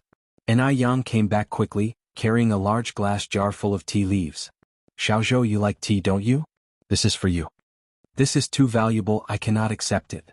Such a big jar of tea leaves must have taken a long time to collect, not to mention the time to roast them. Chapter 361. Find Sun Shiwu, give him a taste of his own medicine, accept as per the list. _4. Xiaozhou was not an ignorant person. And Yang said with a smile, It's all tea that I made myself, it can't compare with bought tea as long as you don't mind. It was then that Xiaozhou reached out to take it. Yang, you're too modest, your tea is much better than the bought one. And Yang escorted Xiaozhou all the way to the village entrance. After going back home, she rode her bike to the city. She went to the vegetable market and bought some stewed meat and vegetables, then went to the store to buy 5 bottles of liquor, and then walked to number 18 Backstreet Lane. Number 18 Backstreet Lane was inhabited by a bunch of social misfits. Rarely would someone as young and beautiful as Yang set foot there. By this time, quite a few individuals with dubious intentions had emerged. A shady-looking delinquent, with a rub of his hands, sneakily followed Yang, attempting to grab her shoulder. At that moment Yang landed a perfect backspin kick. Bang! The person was harshly kicked to the ground, so much so that he didn't even have the strength to crawl up. The sound of gasps filled the air, and no one else dared to come forward. Yang, unobstructed, reached Sun Shiwu's residence. The door was closed. While knocking on the door, Yang called out, Uncle Shiwu, are you inside? It was quite a while before Sun Shiwu creaked open the door, grumbling, Who is it so early in the morning? Recognizing that it was Yang, Sun Shiwu smiled from ear to ear, It's Yang. What brings you here? Come inside quickly. As Sun Shiwu led Yang into the room, he kicked the empty liquor bottles on the ground. My room is a mess, I hope you don't mind, Yang. Yang said with a smile, I don't mind. If Aunt Ashu were with you, it certainly wouldn't be this messy. Whenever Li Shu was mentioned, that cheap woman, Sun Shiwu's anger surged. He launched into a torrent of swearing. Sun Shiwu cleared the messy table a bit. Yang, have a seat. Thank you, Uncle Shiwu. Yang put her things on the table. Uncle Shiwu, I brought some liquor and snacks. Sun Shiwu said somewhat embarrassedly, Yang, you've spent money on me again. Yang chuckled, It's okay. You are my elder, and I used to get along so well with Sister Dalian, so it's only right that I show respect to you. Sun Shiwu exclaimed, Yang, you are a good girl. Not like that disrespectful daughter. She no longer sees me as her father. Speaking of Sun Dalian, Sun Shiwu's eyes filled with venom again. As his words fell, Sun Shiwu continued, Let's not talk about that damn girl. Bad luck. Today is a good day, let's have a drink. Sure. Yang nodded, setting out the stewed meat and vegetables. Sun Shiwu went inside to bring 2 ceramic cups. Worried Yang might mind his cups, Sun Shiwu washed them several times, then disinfected them twice with hot water. Although Sun Shiwu was not a reputable man, he held great respect for Yang. For one, he was impressed by Yang's skills, and secondly, Yang treated him really well. She brought him food, drinks, and even gave him money to spend. Thank you, Uncle Shiwu. Yang stood up and accepted the cups with both hands. Sun Shiwu said, We two are like family, no need for formalities. As the drinks flowed freely, Yang added, Uncle Shiwu, living alone like this isn't right. Have you considered finding Aunt Ashu and Sister Dalian? Sun Shiwu furiously slammed his cup onto the table. Once unfaithful, forever useless. Once I find them, they'll pay. Yang picked up a peanut. Uncle Shiwu, you're being too harsh. There might be some kind of misunderstanding. Being together as a family is always better than being alone.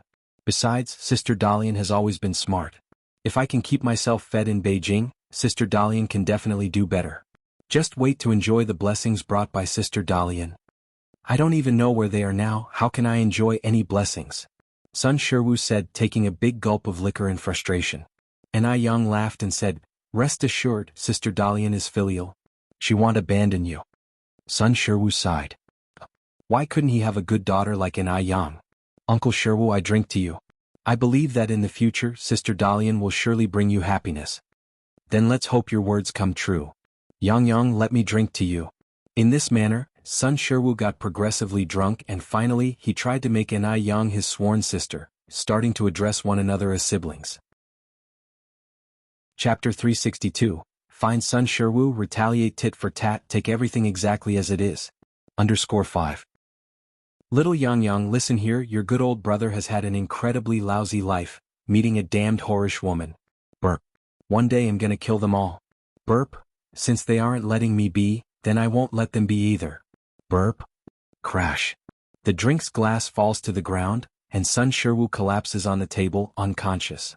Uncle Sher? Yang spoke softly. Only Sun Shiwa's snoring was heard in response. Uncle Sher? Yang gently pushed Sun Sherwu. Drink, I can still drink. Sun Sherwu slurred.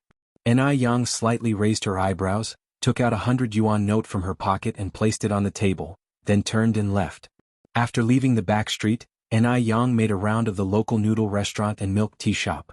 The businesses of the milk tea shop and the noodle restaurant were as booming as ever. She absolutely couldn't let Elder Mu and Mu Jinbao influence the business of her noodle restaurant and milk tea shop. Even if it did not cost much money, it still seemed exasperating. Yang narrowed her eyes.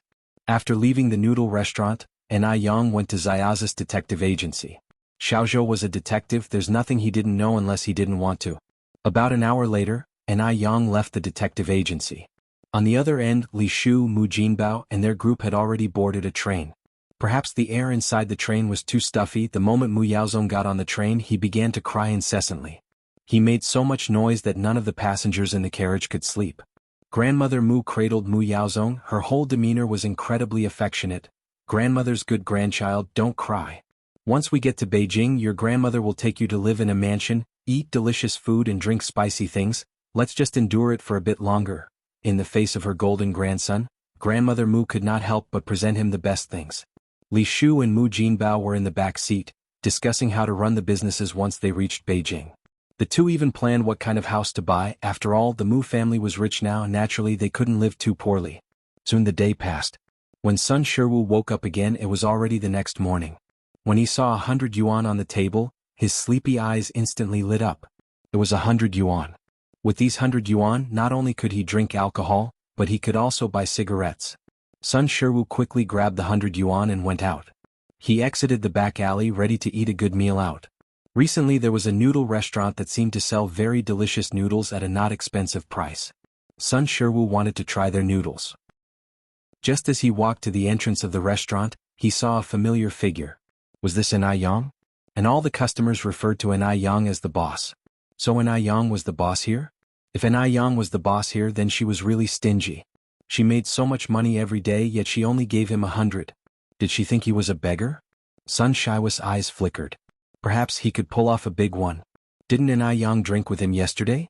This meant that Yang had lowered her guard against him. Suddenly, Sun Sherwu had a better plan in mind. Sun Sherwu didn't even eat the noodles.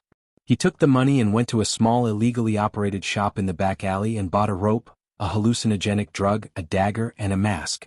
Once the preparations were complete, Sun Sherwu had a good sleep at home, planning to invite Yang for a drink the next morning. Sun Sherwu didn't wake up until the next morning.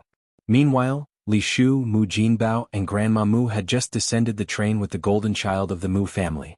All of them were visiting the city for the first time. As soon as they got off the train, they were amazed by Beijing's massive buildings.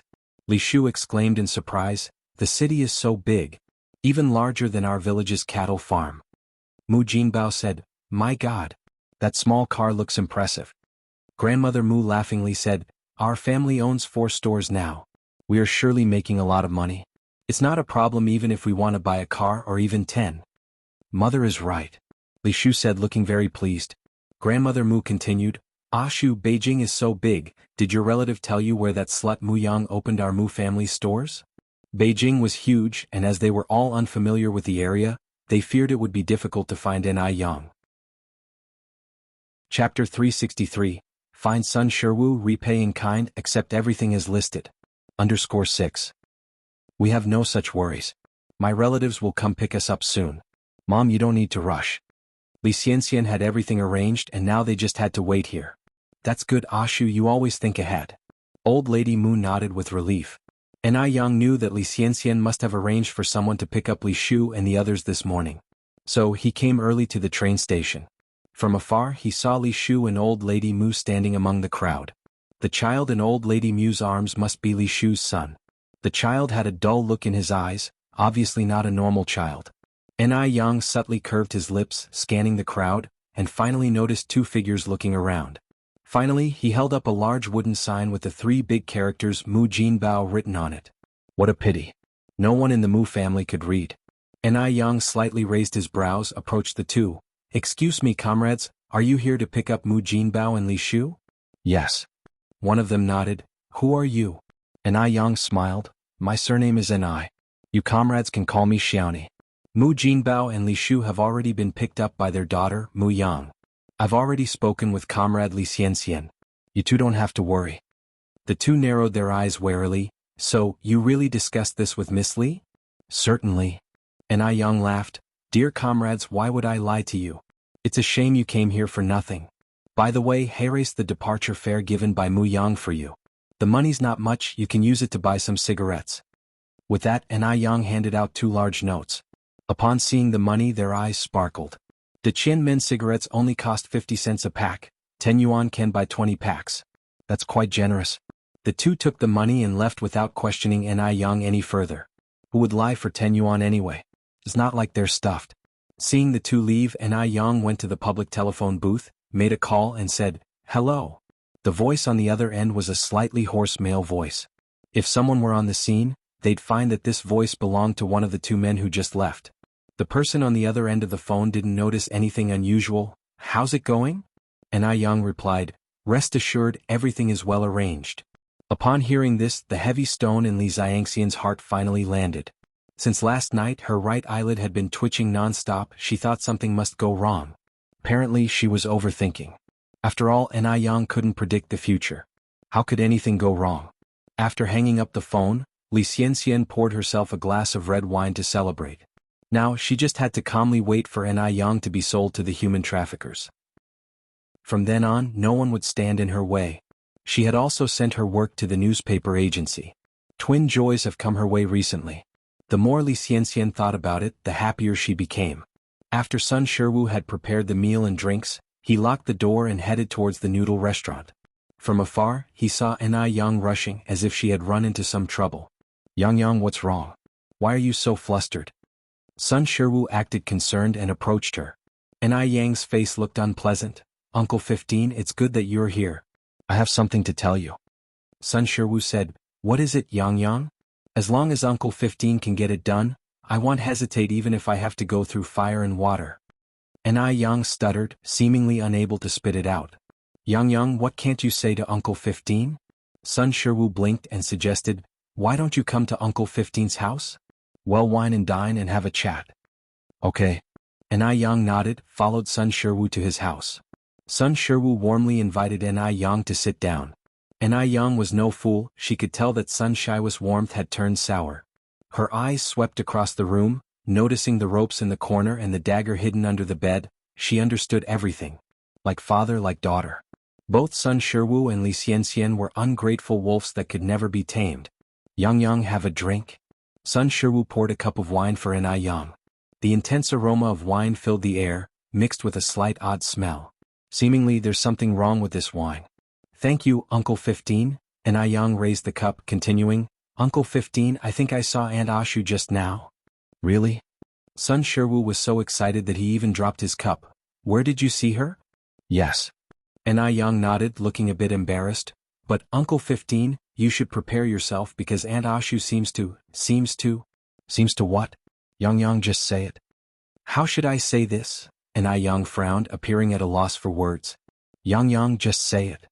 Sun Shiwu was getting anxious. Yang let out a sigh and continued, Aunt Ashu has changed a lot. She was with a man, even holding a child in her arms. They were laughing and talking as if they are a family. That wretch. She dares to cuckold me.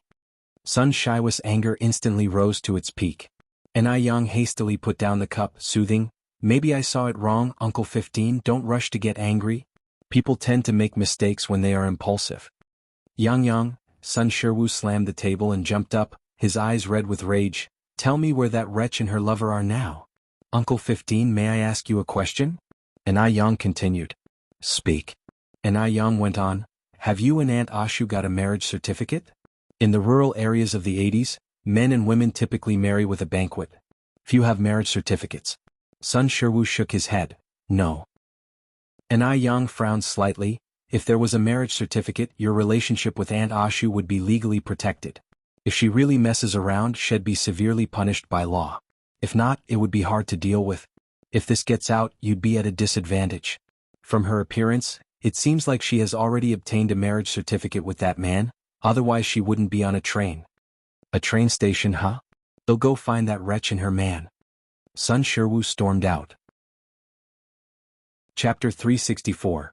Sun Shiwu's Revenge, Second Update, _1, Uncle 15. And Yang caught up with Sun Shiwu's pace. You need to calm down.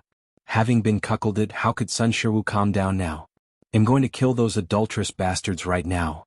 And Yang tried to dissuade him. Uncle 15, killing is illegal. You mustn't do anything stupid. Sun Shiwu replied without turning his head. Worst case, we each die. After 18 years, I'll be a new man again. And Yang stood there, watching Sun Shiwu's retreating figure. A faint curve danced at the corner of her lips, her dimples slightly visible. The warm yellow sunlight seemed to drape a mysterious veil over her. Evil grinds itself. Let Sun Shiwu and the despicable people from the Mu family rip each other apart. That's just perfect. Next, she simply needs to watch the dog fight from afar. This show definitely wouldn't disappoint her. Train station. It was already past 10 in the morning. The old lady from the Mu family was waiting anxiously, growing more and more impatient. Ashu, when will your relatives arrive? Li Shu was also quite anxious. Perhaps they have been delayed, mother, let's wait a bit more. Mu Jinbao suggested. There's a phone booth across the street. Ashu, why don't you give them a call? Li Shu wanted to call Li Xianxian, but she didn't have her number. My relative doesn't have a telephone at home.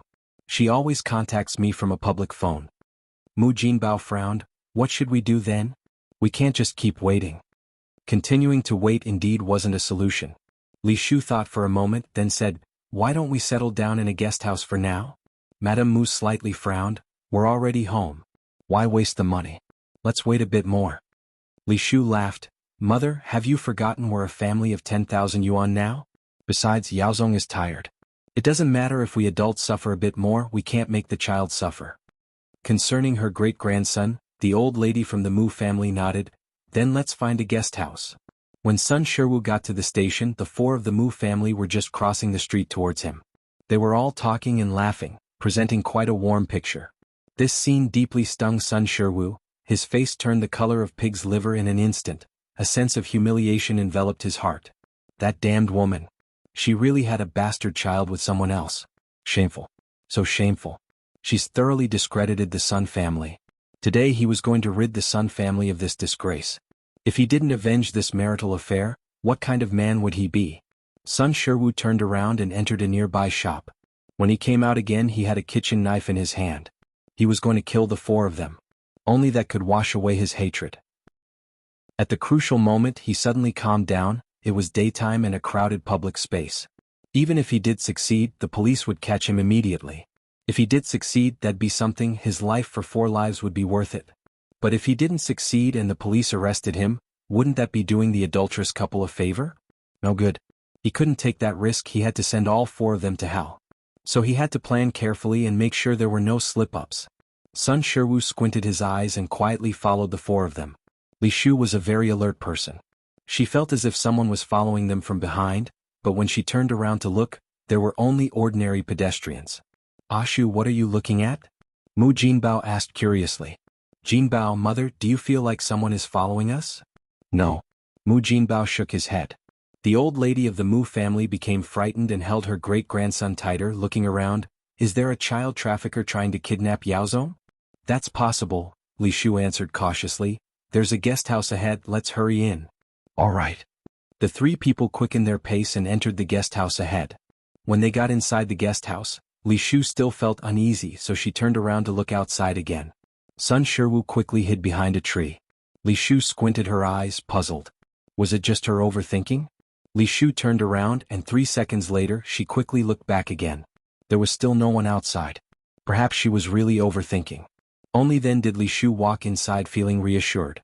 To prevent Li Shu from suddenly looking back again, Sun Shiwu hid behind the tree for more than half an hour before he stepped out.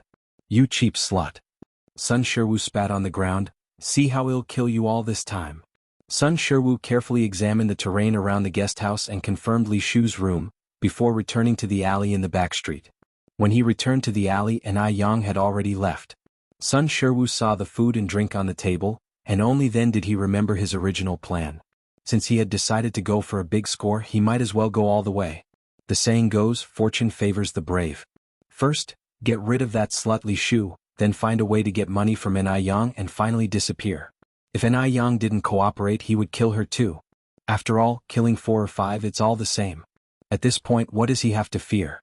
Thinking of this, Sun Shiwu went to the shop again and bought some other stuff. Night fell and all was quiet around. A figure emerged from the alley, seamlessly blending into the darkness.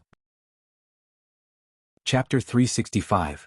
The crazy Sun Shiwu greatly abuses his top-quality relatives. The boss is back _1. The darkness is the best camouflage. It can also conceal all sins. All the unbearable, grimy aspects, all happen in the darkness of night. The night is even more dense tonight. There isn't even a single star in the night sky. The guest house. Li Shu sat on the edge of the bed uneasily said, I don't know what's wrong today. My right eyelid has been twitching incessantly.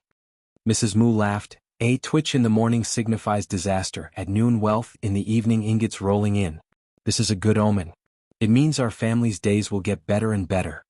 Their family was now well off. In the future the money would generate more money, maybe they could even become the richest or something. The more Mrs. Mu thought about it, the happier she became. A good thing? A mocking look emerged in the eyes of Sun Shiwu, who was hiding behind the window. Soon their entire family was going to hell. In a certain sense, this was indeed a good thing. Li Shu nodded. Mom, you're right. Mu Jinbao put his arm around Li Shu's shoulder. Of course, can what our mom says be wrong?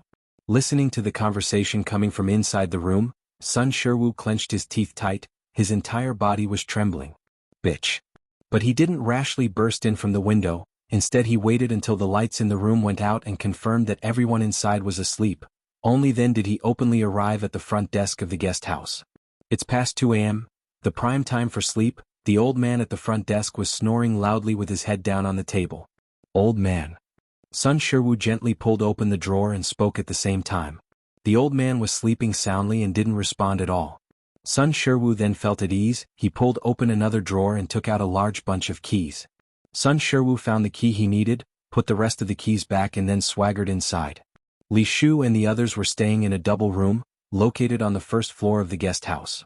Sun Shiwu carefully opened the door with the key, took off his shoes at the door and quietly went in. Using the dim light, Sun Shiwu first went to Li Shu's bedside, took out a white towel from his bag and covered her mouth and nose. This towel had been soaked in high-grade ether.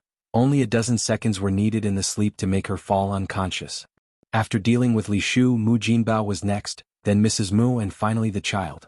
Only after ensuring that all 4 persons in the room were unconscious, did Sun Shiwu switch on the light in the room. With a snap, a dazzling white light lit up in the air and everything in the room was revealed. Sun Shiwu took several ropes out of his bag, tied the 3 adults together, sealed their mouths round and round with tape. After confirming that there were no problems, he fetched a basin of cold water from the bathroom and splashed it ruthlessly on their faces. The 3 dazedly woke up. The 3 didn't know what was happening and could only struggle unconsciously. Bitch. Only when a cold voice came from above their heads, did they lift their heads to look. With one glance, Li Shu was stunned. This is Sun Shiwu? How did Sun Shiwu find this place? Fear gradually took over Li Shu's eyes, and wave after wave of cold sweat broke out on her back. She never dreamt that Sun Shiwu, this bastard, would find this place. What now? Looking at Sun Shiwu's current state, he doesn't look as if he would let this go easily. Did Li Xianxian know Sun Shiwu came to Beijing? Bitch. You dare to cuckold me? Sun Shiwu grabbed Li Shu's hair in one hand and pulled out a sharp kitchen knife from his bag. The light reflected a glaring, cold light. Having been a couple with Sun Shiwu, she knew this beast was capable of anything. Li Shu wanted to cry out for help, but her mouth was sealed with tape and she couldn't make any sounds. Rest assured, I won't let you die easy. Sun Shiwu grabbed Li Shu's hair and fiercely smashed her head against the wall. Bitch. Traitor. You dared to betray me. Betray me and even had a bastard. Li Shu's head was spinning from the impact, the pain unbearable. In just a moment there was the smell of thick, freshly spilled blood in the air. Mrs. Mu and Mu Jinbao weren't fools either. Now at this time, naturally they could guess who Sun Shiwu was. Mrs. Mu wished she could kill Li Shu right now. This damn whore. She had a man on the outside but still lied to them and said she was a chaste lady. Chapter 366. The Crazy Sun Shiwu Greatly Abusing Top-Quality Relatives. The Big Boss is back _2. What now? What about her precious grandchild? Her newly embraced grandchild. They had just become wealthy. She didn't want to die. She was waiting to enjoy her fortune. If she died, wouldn't all the money and shops in her family just go to Enai Tsuehua and that outsider man she was with? This is Mu family's money. How could it benefit outsiders? No, she couldn't die. Even if she died, she would drag Enai Tsuehua and her daughter down with her. If she couldn't live a good life, she wouldn't let them either. The old lady Mu frantically signaled to Sun Shiwu, hoping Sun Shiwu would spare them. After all, it was Li Shu who had wronged Sun Shiwu. Their family had been kept in the dark too. They were victims. As long as Sun Shiwu spared her, she could give him a lot of money. Unfortunately, Sun Shiwu didn't read minds. He turned to old lady Mu. Old hag, you're in such a hurry to die, huh? Sun Shiwu let go of Li Shu's hair and instead grabbed old lady Mu's hair. How dare your son cuckold me? I'll make sure you don't know what's coming. Fear filled old lady Mu's eyes. Please let her go. As long as Sun Shiwu let her go, she was willing to pay any price. As the saying goes, the daughter pays the father's debts. She wanted to tell Sun Shiwu. She had a beautiful granddaughter, she could marry her granddaughter off to Sun Shiwu. After all, Enai Yang was better looking than Li Shu. She was serious. As long as Sun Shiwu let her go, she would forgive and forget, and let Enai Yang pay the debt. After all, that little wretch would have to get married someday. If Enai Yang wasn't enough, they could add Enai Tsuehua. If Sun Shiwu still felt unappeased, he could kill Enai Yang and Enai Tsuehua. But Sun Shiwu didn't give her the chance to speak. All of a sudden, old lady Mu became anxious and scared, her face full of old tears. She had never been this scared in her life. Sun Shiwu made his move. Blood splattered everywhere. Old lady Mu, in the midst of planning to use Enai Yang and Enai Tsuehua to pay off her debt, fell down in a pool of blood. Murder. 2 murders. Li Shu and Mu Jinbao were ordinary people. When had they seen such a scene? A strong smell of urine filled the air. Sun Shiwu looked down to see that it was Mu Jinbao who was so scared he had wet himself. Not only urinated, even defecated. The odor was nauseating. Sun Shiwu held the bloody knife and lightly patted Li Shu's face with it. You've chosen such a coward? Li Shu's eyes were wide open, as if her eyeballs were about to pop out. Her expression was filled with terror. She began to regret. She shouldn't have come to Beijing. HMN. Li Shu struggled constantly. Whore, this time next year will be your death-anniversary. A thin silhouette appeared by a public telephone booth. She dialed 3 numbers and the call was quickly answered. Hello, this is the Beijing Public Security Bureau. Hearing this, Enai Yang's cold expression vanished, replaced with a layer of fear. The hoarse male voice on the phone was filled with heavy crying. Public Security Bureau. Yaoyao Guest House, room 104. There's a murder. Sun Shiwu wasn't a good man either. Of course Enai Yang wouldn't let him get off scot-free. Moreover, now that Sun Shiwu had already started killing, even if he couldn't do anything to her, Enai Yang still had to consider for her family's mother and sister. She couldn't let other loved ones be threatened with their lives. As for Li Xianxian, Enai Yang had other plans. After all, Li Xianxian had been scheming for so long. Enai Yang certainly intended to let her experience the feeling of standing on top of clouds. Then let her fall from the clouds. After all, the higher one stood, the harder they fell. Don't be afraid, comrade. We're coming right now. Enai Yang hung up the phone, a faint smile playing on her lips. The righteous wail of a police siren shattered the quiet night. When the police broke through the door, Sun Shiwu was in the bathroom, dealing with the bodies. Upon seeing the police, Sun Shiwa's face turned white and his blood ran cold. At this moment, he knew he was done for. His life was over. Clang. The blood-soaked cleaver fell to the ground, making a piercing sound. Don't move. Several officers pinned Sun Shiwu down. The news of the murder at Yaoxi Guest House was buzzing by the next day. Chapter 367. The crazy Sun Sherwu greatly abuses his top-quality relatives, the boss is back _3. It just had to be a murder case involving complete family annihilation. Every single one of them, young or old, was gone. There was no one left to contact to identify the bodies. Thankfully, the suspect was apprehended in time. Li Xianxian jerked awake from her nightmare. She had had a very terrifying dream. In her dream, Li Shu, covered in blood, was staring at her. She didn't say anything, but her gaze was all the more chilling for it.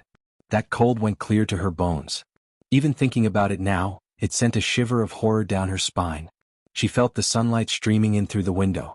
Some of Li Xianxian's calm returned. She got dressed, got out of bed and went to eat in the cafeteria. Everyone in the cafeteria was buzzing about the horrifying murder of an entire family the night before. The two people seated next to Li Xianxian were whispering about it. Li Xianxian could hear them clearly due to their proximity. The girl with long hair said, "Xiaofei, did you hear? Someone died over at Yaohai Guesthouse yesterday." Xiaofei exclaimed in surprise, "Really? Is there any doubt?" said the girl with long hair. "The news is all over town. Didn't you see our entire campus discussing it today?" Xiaofei followed up with, "Who were the ones that died?" "They say an entire family of 4 died. The youngest was merely a few months old.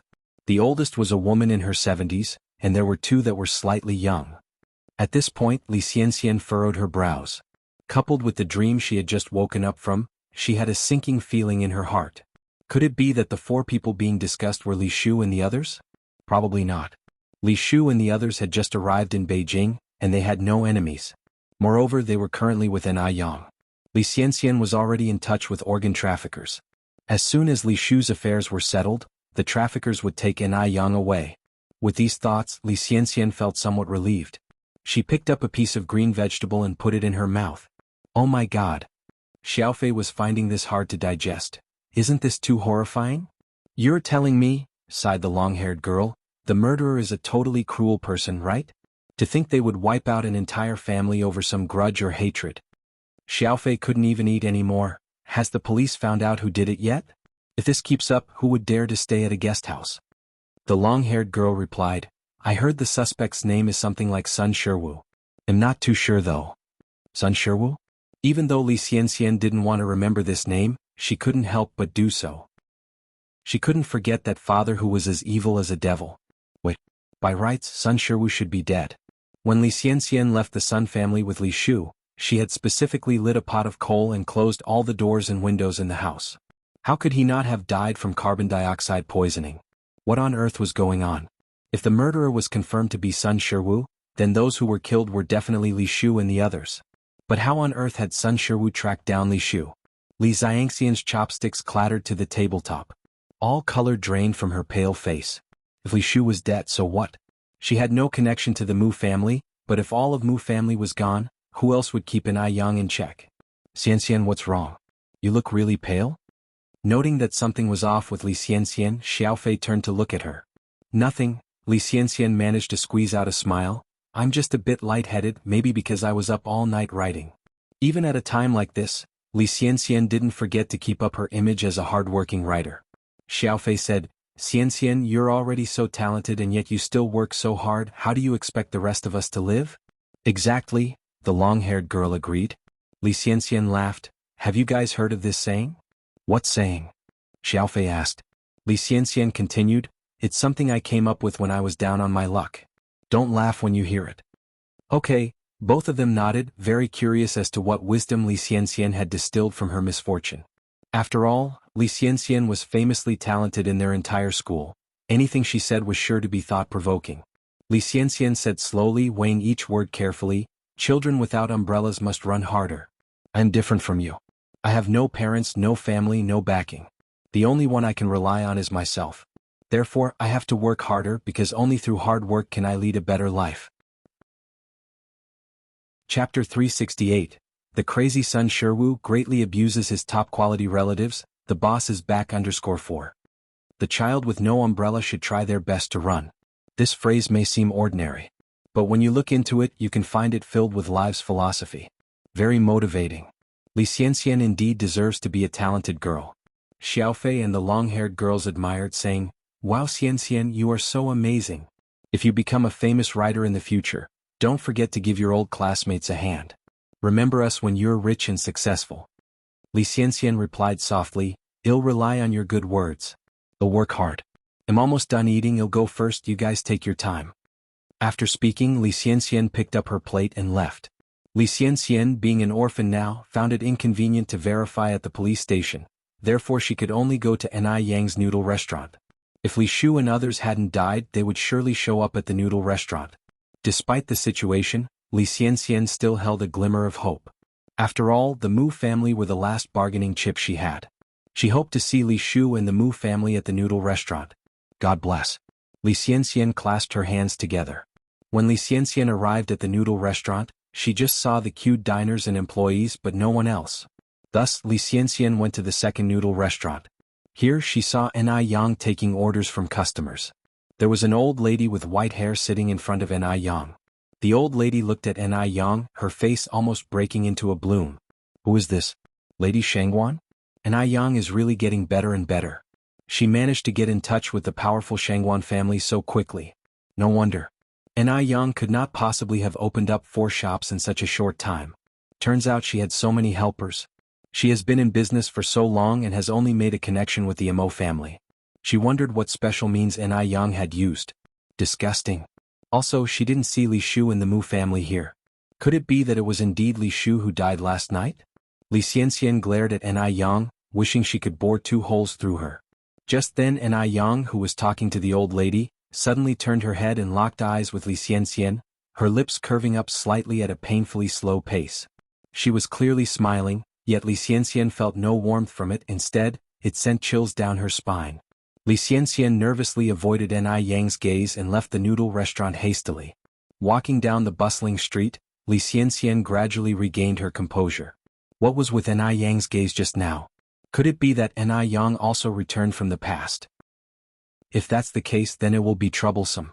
But Ni Yang's certain actions weren't quite alike someone who returned from the past. If Ni Yang really returned from the past, she shouldn't be so low-key. As far as she knew, the Ni Yang of the past was a graduate from a prestigious university. A graduate from a prestigious university would undoubtedly have extensive knowledge and reading volumes. All she needs to do is reference famous people or inventions to become famous in Beijing. Why would she need to work so hard to run a noodle restaurant and sell milk tea? It doesn't make sense at all.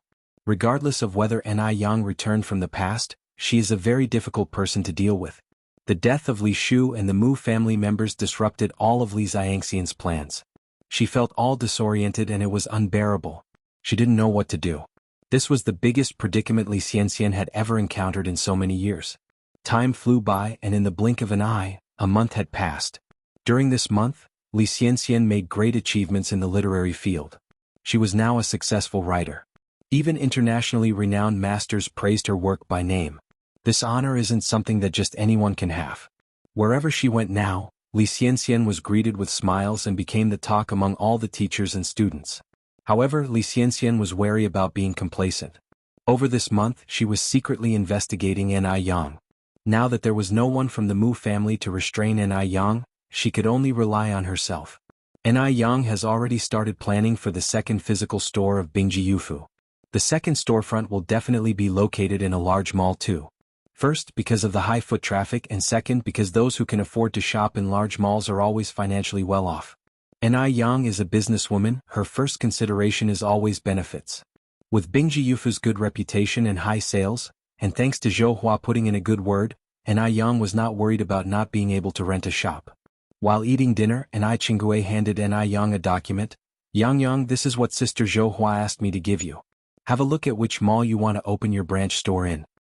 You're tuning in to the Han Li's Wuxia Adventures YouTube channel. We're so grateful for your support, and don't forget to subscribe to join us on this incredible journey through captivating stories. Your generosity through donations truly makes a world of difference, as it's the primary source of revenue that allows me to expand and enhance this channel for you. Thank you from the bottom of my heart for being a part of this adventure.